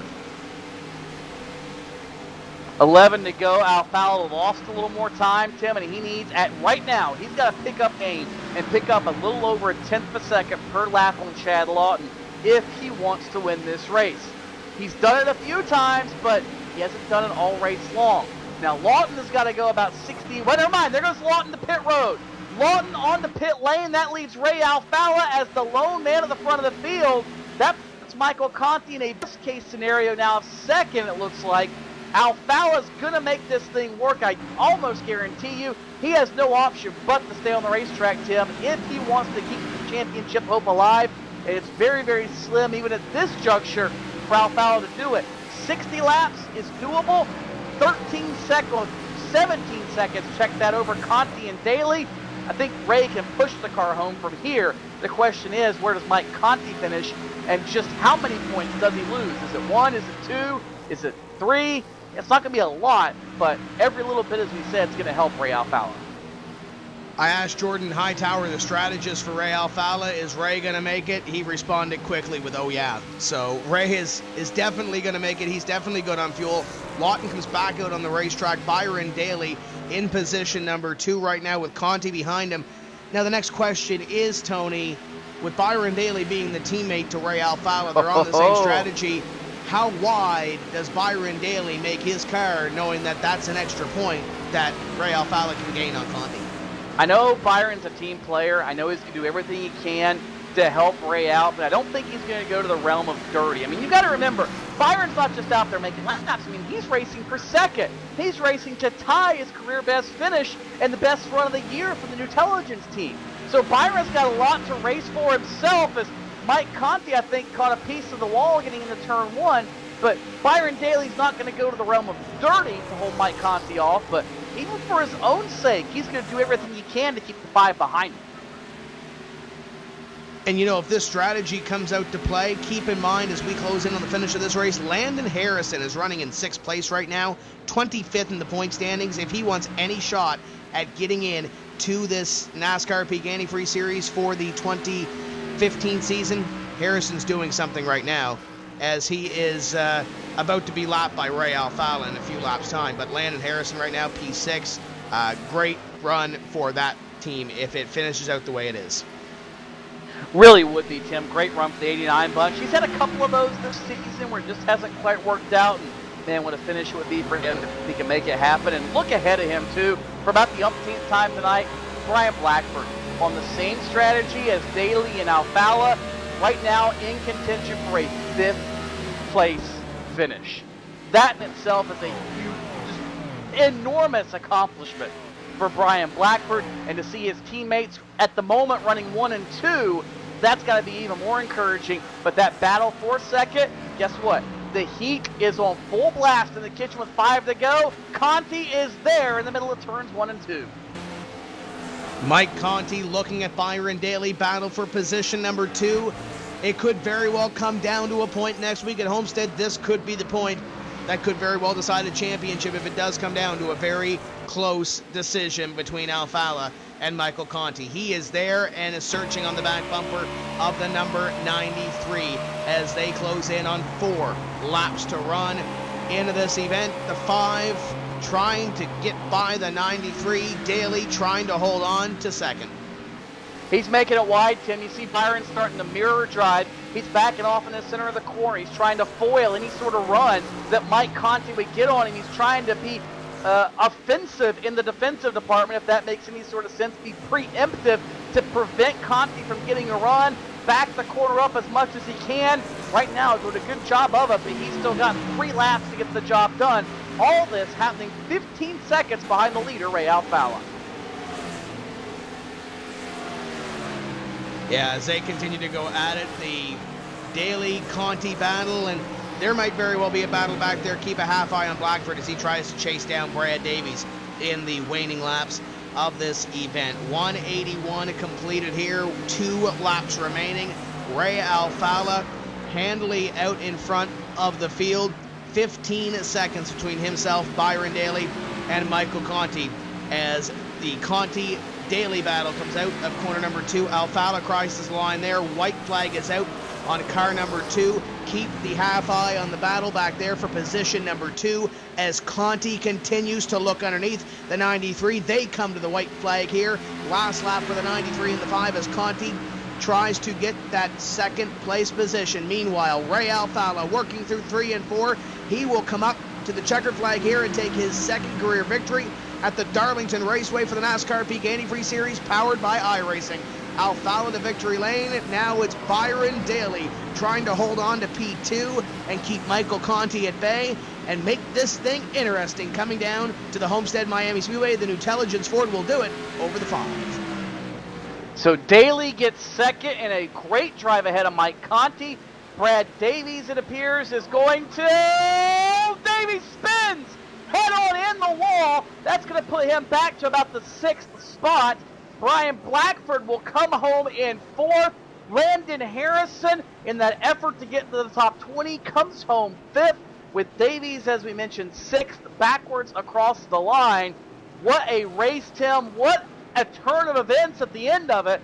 When we thought Mike Conti had it in the bag, literally gave it away to Ray Alfalla. The good news is only a couple of points. The difference, the most laps led bonus point in Conti's corner, but Ray Alfalla getting the 47 plus 1 for winning the race. It's a total of 48, then 43 for Mike Conti. That brings the gap unofficially to 12 at Homestead Miami Speedway. What does that mean? If Ray Alfalla wins and Mike Conti finishes 10th, Ray Alfalla wins the championship. So we've got it down to where now it's a little bit of nail biting for Mike Conti, and I'm sure they'll be second guessing the pit strategy on this one for the next 2 weeks. We're going to step away for just a few moments' time. We'll set up for the post-race show where we will talk to your top 5 finishers. Don't go away. We'll be right back.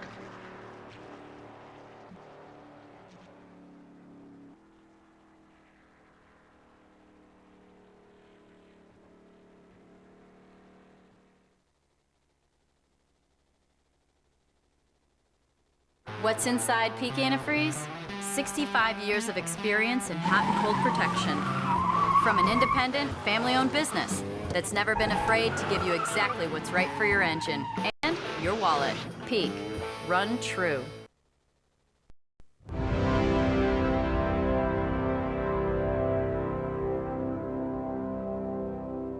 Race fans, it's time for those most famous words in motorsports. Drivers, start your engines!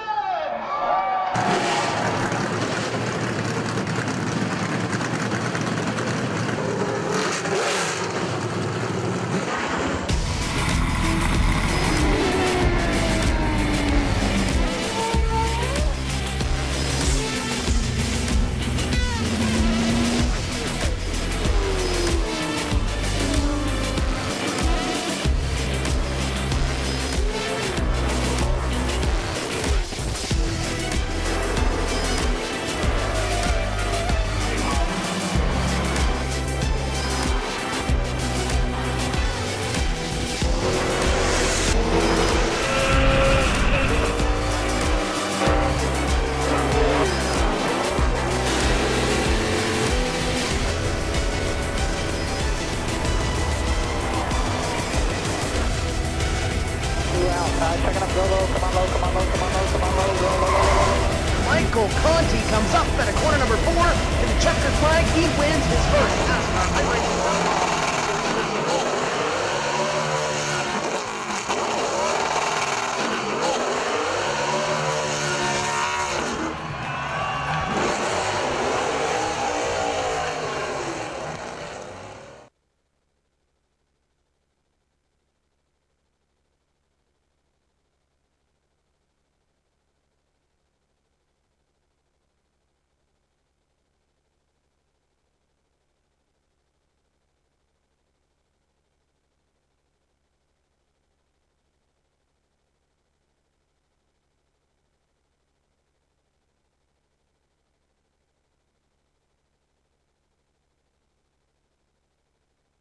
Welcome back to the Darlington Raceway and round number 16 of 17 in the NASCAR Peak Antifreeze Series, powered by iRacing. Your winner is Ray Alfala. Byron Daly comes home in second, holding off Michael Conti.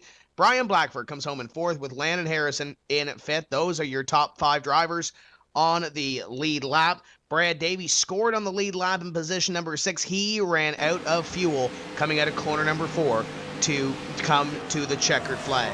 Chad Lawton, Kenny Humpy, Adam Gillen, Cody Bias, your top 10, all 1 lap down, top 7, or all the way back to 17th, 1 lap back from, well, position 7 to position 17. Tony Stevens is down in victory lane with your winner this evening, driver number 2, Ray Alfala. Ray Alfala certainly down here, and I do not see Santa Claus anywhere, Ray, but that, I think, was a gift. Did you expect in any point of the day for Mike Conti to pull off with a 10-second lead to come to pit road? Yeah, I was saving. I was actually saving pretty much after that first yellow. I started saving gas because if the race would have gone green the whole way, it would have been a fuel race. So I was, after that first yellow, I knew, okay, we were going to be able to make it on 2 stops. And then the caution came out with, I think, 160 something to go, which, or wait, am I getting my math wrong here? Yeah. No, it was 120 something to go, which would make it really close on a one stop race. So I had my teammate behind me, and he said he was just going to try and ride around and maybe save some gas too. So I figured I'd just let Michael go out there if he wanted to go out there, and I knew we could go about 61 or 62 laps if we saved gas. So if it stayed green all the way, I could make it on 1 stop. So it really wasn't surprising at all what happened. It was just, just glad that it stayed green. It stayed green, obviously, and you were the benefactor. After that happened, where he came down pit road, and for that matter, when Chad Lawton came down pit road, did you start to have second thoughts? Did you start to worry? Did your brain start to maybe go into overdrive? No, I was surprised that he pitted that early because, normally you just stay out there and hope for a yellow. By pitting early, you kind of put yourself in a hole. If the caution comes out, everybody comes down pit road anyway, or you could be trapped a lap down. So I knew what I knew what my strategy was. I was just run around the 29 flat, and I could make it 61 laps. And, that first run, I went 61 laps, and the second run, same thing happened. So it may have seemed very chaotic from the booth, but we kind of knew what we were doing as far as saving gas, and we were just cruising along. Cruising along is, I guess, a good thing here, but now in 2 weeks you move to the Homestead Miami Speedway, and for the, 4th time in your NASCAR Peak Antifreeze Series career, you find yourself in a championship battle heading to the final race. But I think for the first time in your career, you find yourself going in as the chaser, not the chasee.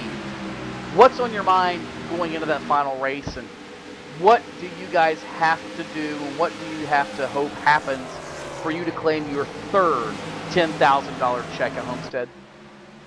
Pretty much have to put the main performance thin pedals machine in victory lane, and I think Michael has to finish up at the top 10, which it's pretty rare for him. So it's not a long shot, but it's definitely not like the real life series when everybody's tied. So we got a bit of a gap to overcome, but anything can happen. And And how about everybody at Slip Angle, top 4? That's our best performance by far. We had a good performance at Indy, but that's the first time we've all finished in the top 5. So thanks to everyone at Slip Angle Motorsports. Also give a shout out to Landon Harrison on his first top 5. He had a dream the other night that he was going to win the race, and he didn't win, but I think he got his first top 5 in the series. So good job to Landon. And got to thank Peak as usual for sponsoring the series. Jordan Hightower and JD Laird for being spotter crew chief over there, and Pro Geek, New Black hosting, everybody, and it's exciting. We're ending the season on a positive note. This is I think 5 straight top 3s. So if we can't win the championship, we're at least going to try to finish in the top 5 again. That would be nice. Probably a pretty good, pretty realistic goal for that matter, Ray. Congratulations on the win. Best of luck next week at home, or in 2 weeks at Homestead. Thanks. See you guys there. Ray Alfalo, the winner and the championship runner-up at the moment, Tim Terry. The guy that finished runner-up in this race is standing by with you. And that's Byron Daly. And Byron, let's talk about that battle between yourself and Mike Conti, because that looked pretty exciting coming down to the end of that. Yeah, like crew chief and spotter were telling me that he was on his way, and we saved more than enough fuel that we needed. So Frank just told me to go push hard and try to get away from him, and Brandon was counting down the car lengths, and we just happened to get him in that zone where you get kind of aero tight behind the car in front of you, and just getting clean exits off the corner held him off for the last 5 laps. It was pretty intense. I'm glad to get a career best finish out of that. And talk about the fuel mileage. There was cautions early in this race that set up possibly the little thought of going some of these guys short pitted, and you guys went the distance. Talk about setting up for that run and setting up for that strategy call. Yeah, that strategy call is all Frank. I just let him call the strategy, and I just drive to the numbers. He told me to drive to I think a 29 flat, so I drove to 29 flats the latter part of that entire run, and we made it as long as we could. We probably could have made it one more lap if we saved a little harder, and that would have put us, a little bit in a better window, kind of like where Ray was. But it was still a good strategy. It paid off, and it's nice having a guy like Frank and Brandon who can run the numbers and tell you what lap time you need to hit, and that's just your job, is to hit that lap time. Let's look at the point standings with one race to go. Coming in, you were behind Danny Hansen. Danny finished 25th. Justin Bolton had a bad run tonight, finished in 24th. Cody Bias hanging on to the top 10 at the end of the race. What are your realistic goals going into 2 weeks at the Homestead Miami Speedway point-wise? You know what? You just reminded me that there's one race to go. I didn't even know that. I don't know. I just, I thought we had a few more races to go. Honestly, I'm just going to go try to... I want to win one of these things, and it'd be nice to get it done this year and not have to wait till next year. It's been such a miserable start to the year, and again, it always seems to happen. I just figure something out midway through the year and start having good runs, and then the season's over. So, I just really want to try and see if I can win one of these things to close out the year. I think we're in the money for the positions that get iRacing credits. So try to score a few iRacing credits to keep paying for iRacing and not have to pull that out of my own pocket, and maybe get a win. Now, before we let you go this evening, I'll ask you about the Homestead Miami Speedway. For those that are tuning in, what do they expect out of the Homestead Miami Speedway? And you mentioned trying to win the thing. Do you think you can get up there and put that 93 car in victory lane to close off this season? Yeah, I definitely think that Homestead's a possibility for a win. I like that track a lot. I expect a lot of guys to run the middle of the racetrack. There's a nasty bump going into turn 1 that's been there for a few years. I don't know if that's been remedied or not, but the nasty bump into turn 1 is another one out of turn 3 that likes to shoot your car up into the wall. I think those will be the trouble spots. You'll see guys hit that bump in 1, push up the track, or the bump in 3, push up the track into the wall and spin on the backstretch. So I'd look for those trouble spots, and a lot of guys to try to make that middle groove work. And that's Byron Daly coming home this evening in position number 2 in the Intelligence Ford. And I believe, Tony, you have caught up with the only driver in the top 4 that is not on Slip Angle Motorsports, Mike Conti, in the number 5. But he doesn't care, Tim, because he is in the catbird seat going to Homestead Miami Speedway. And I'll ask you about that in a minute, Mike Conti. But first, when did you know you could not make the checkered flag on the final, what we thought was the final run of the race? Well, Tony, I knew that something was strange when we restarted and I pulled Ray a couple tenths a lap. I mean, we made a small adjustment, but I figured I didn't pick up that much speed, and I knew that that they were definitely trying to save fuel. It was conspicuous, sort of. I mean, we could tell, but then again, I was like, maybe we were that much faster. But Ray's good with the fuel mileage. He's got that figured out more than I do.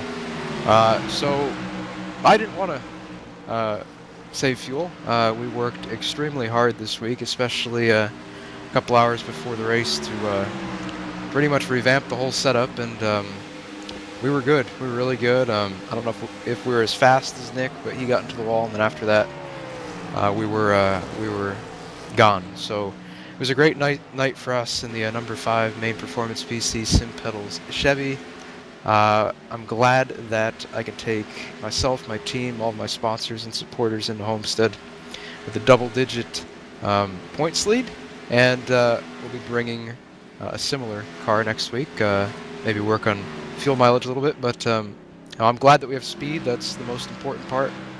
We can work on the fuel mileage, and I'm glad to get out of here tonight with a third-place finish at a good track for myself, and I'm glad to pretty much maintain where I was coming into tonight, leaving. And let's look forward to Homestead. You talk about it and what you're working on going to that race.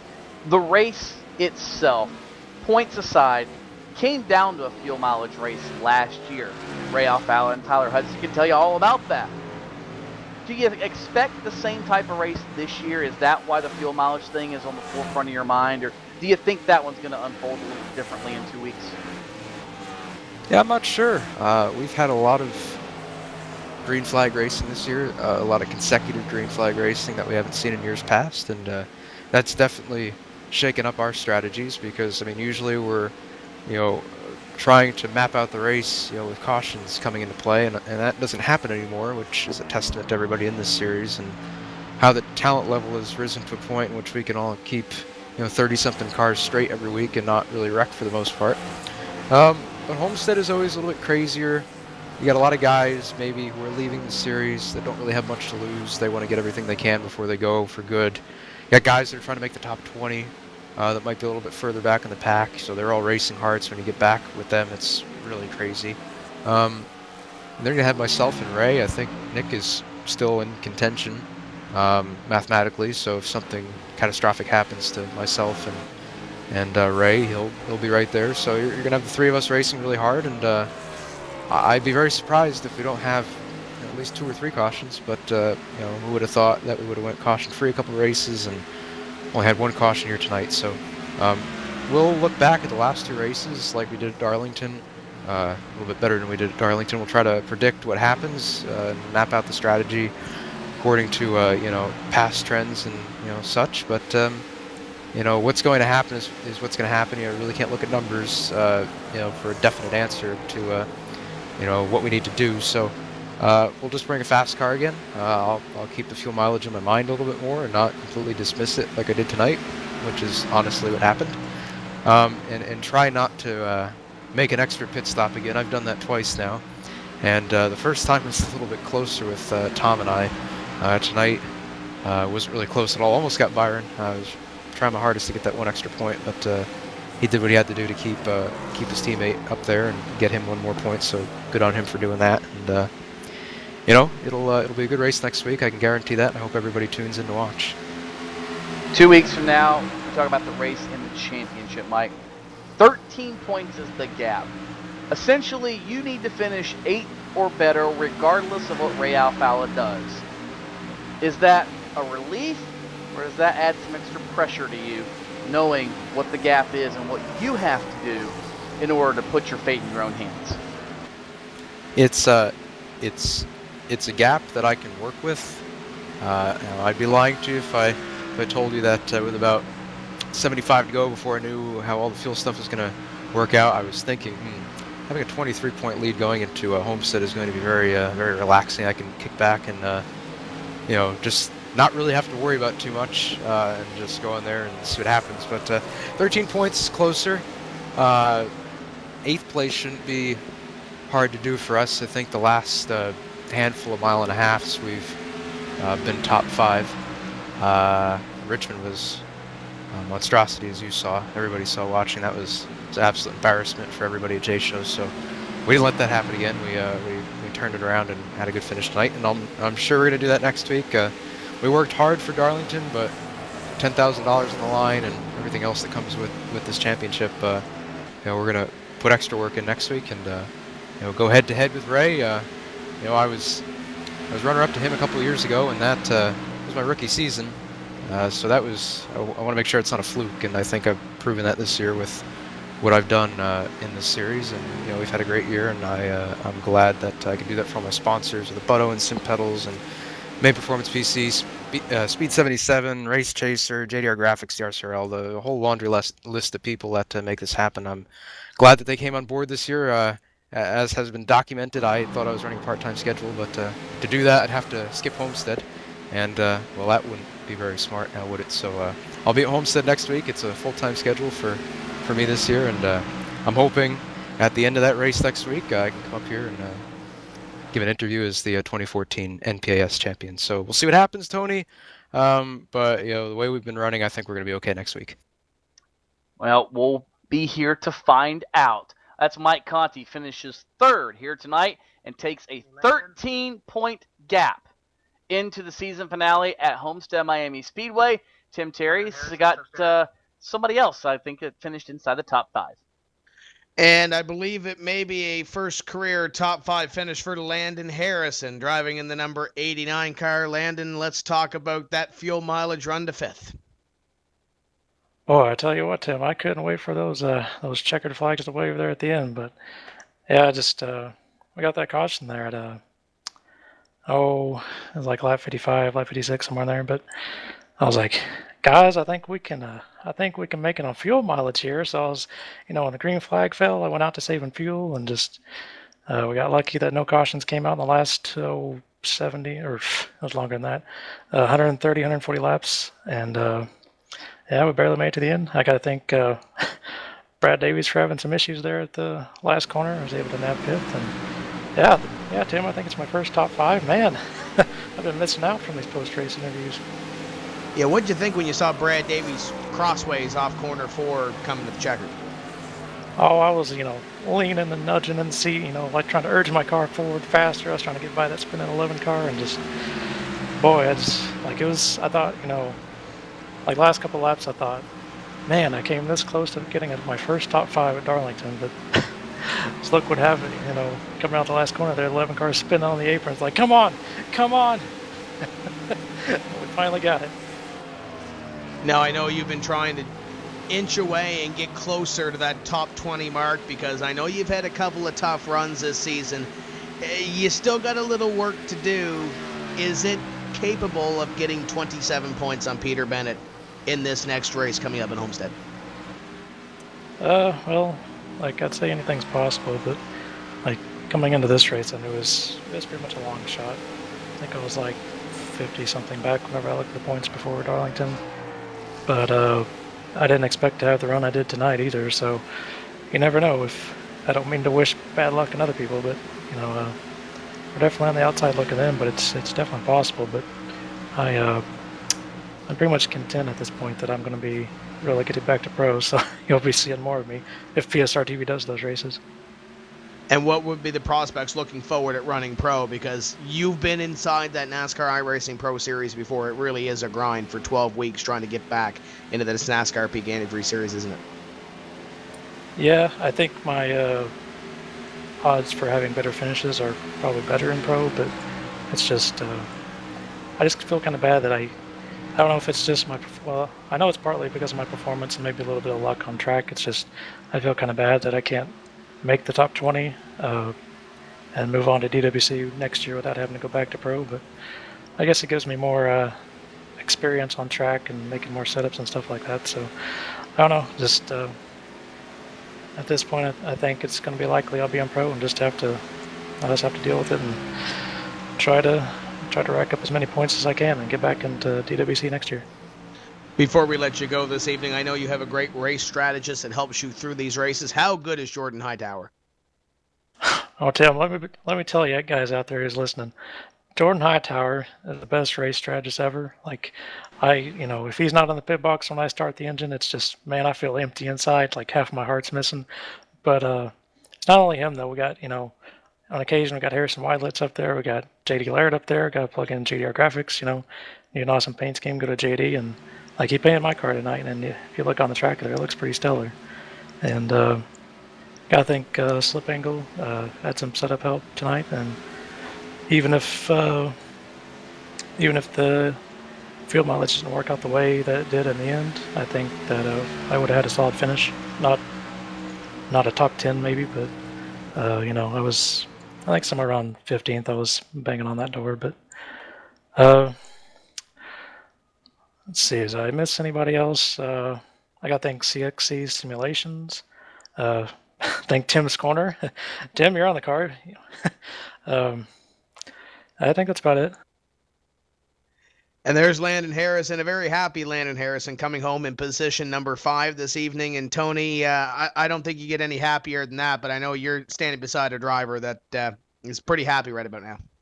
I think I can top Landon Harrison, and that's Brian Blackford. Brian, a month ago, would you have ever imagined finishing 5th in a NASCAR Peak Antifreeze Series race, given everything that happened to you? Well, certainly not. The doctors originally scheduled me to stay in the hospital for 2 months, so I didn't even think I was going to be able to compete, honestly. So I'm really happy to be here, and I honestly, I really can't believe we ran that well. I didn't get a whole lot of time to test, but thankfully Nick Sadowski and Ray Alfalo, they worked hard on the setup and got it to where we needed to be. And Byron and I, we dug pretty hard, ran close to each other that whole long run, and got a 4th place finish. Your race almost came to an end before it barely started off turn number 2. Slid to a stop. You'd already started back in the field in 25th, but essentially got relegated to the tail of the field. How were you able to move your way forward from basically last spot after that wreck all the way up to 4th? Honestly, I kind of forgot about that. And I guess that's part of recovering in this series. You have to just kind of put all that stuff behind you as soon as it happens and just do the best you can.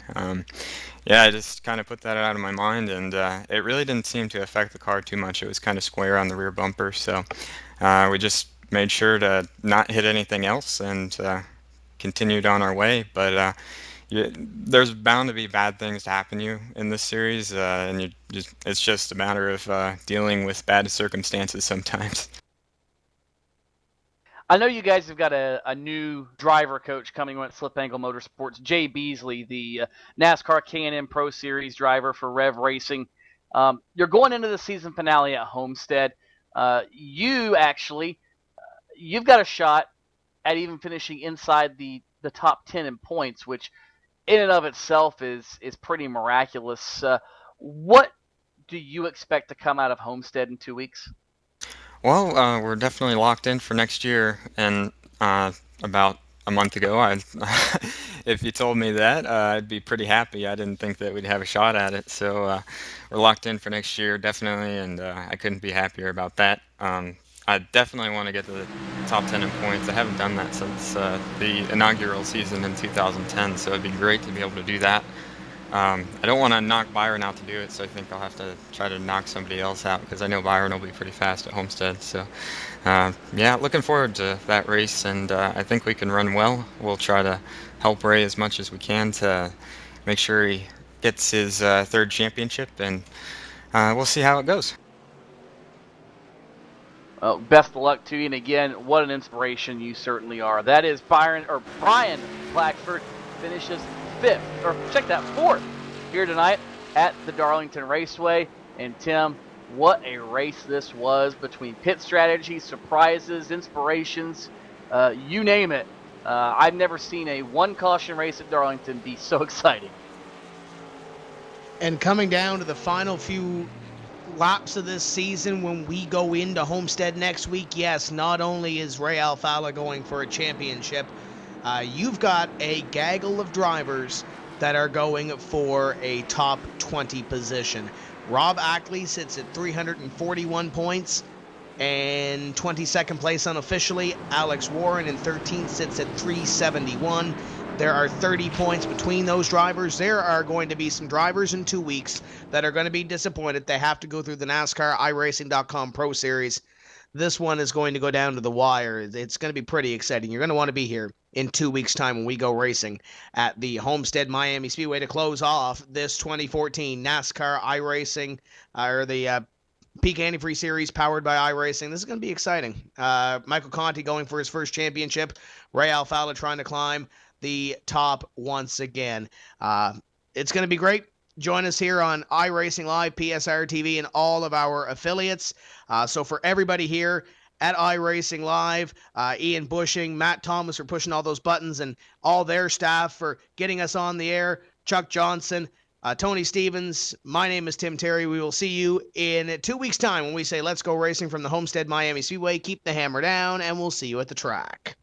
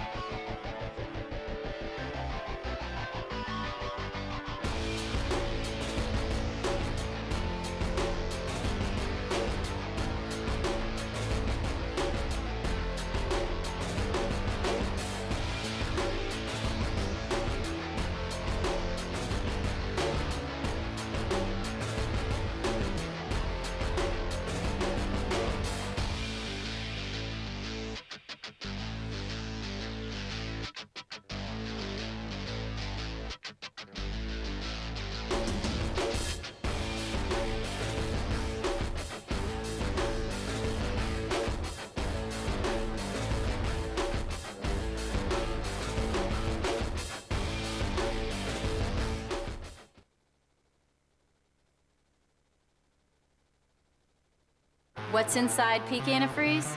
65 years of experience in hot and cold protection. From an independent, family-owned business that's never been afraid to give you exactly what's right for your engine and your wallet. Peak. Run true.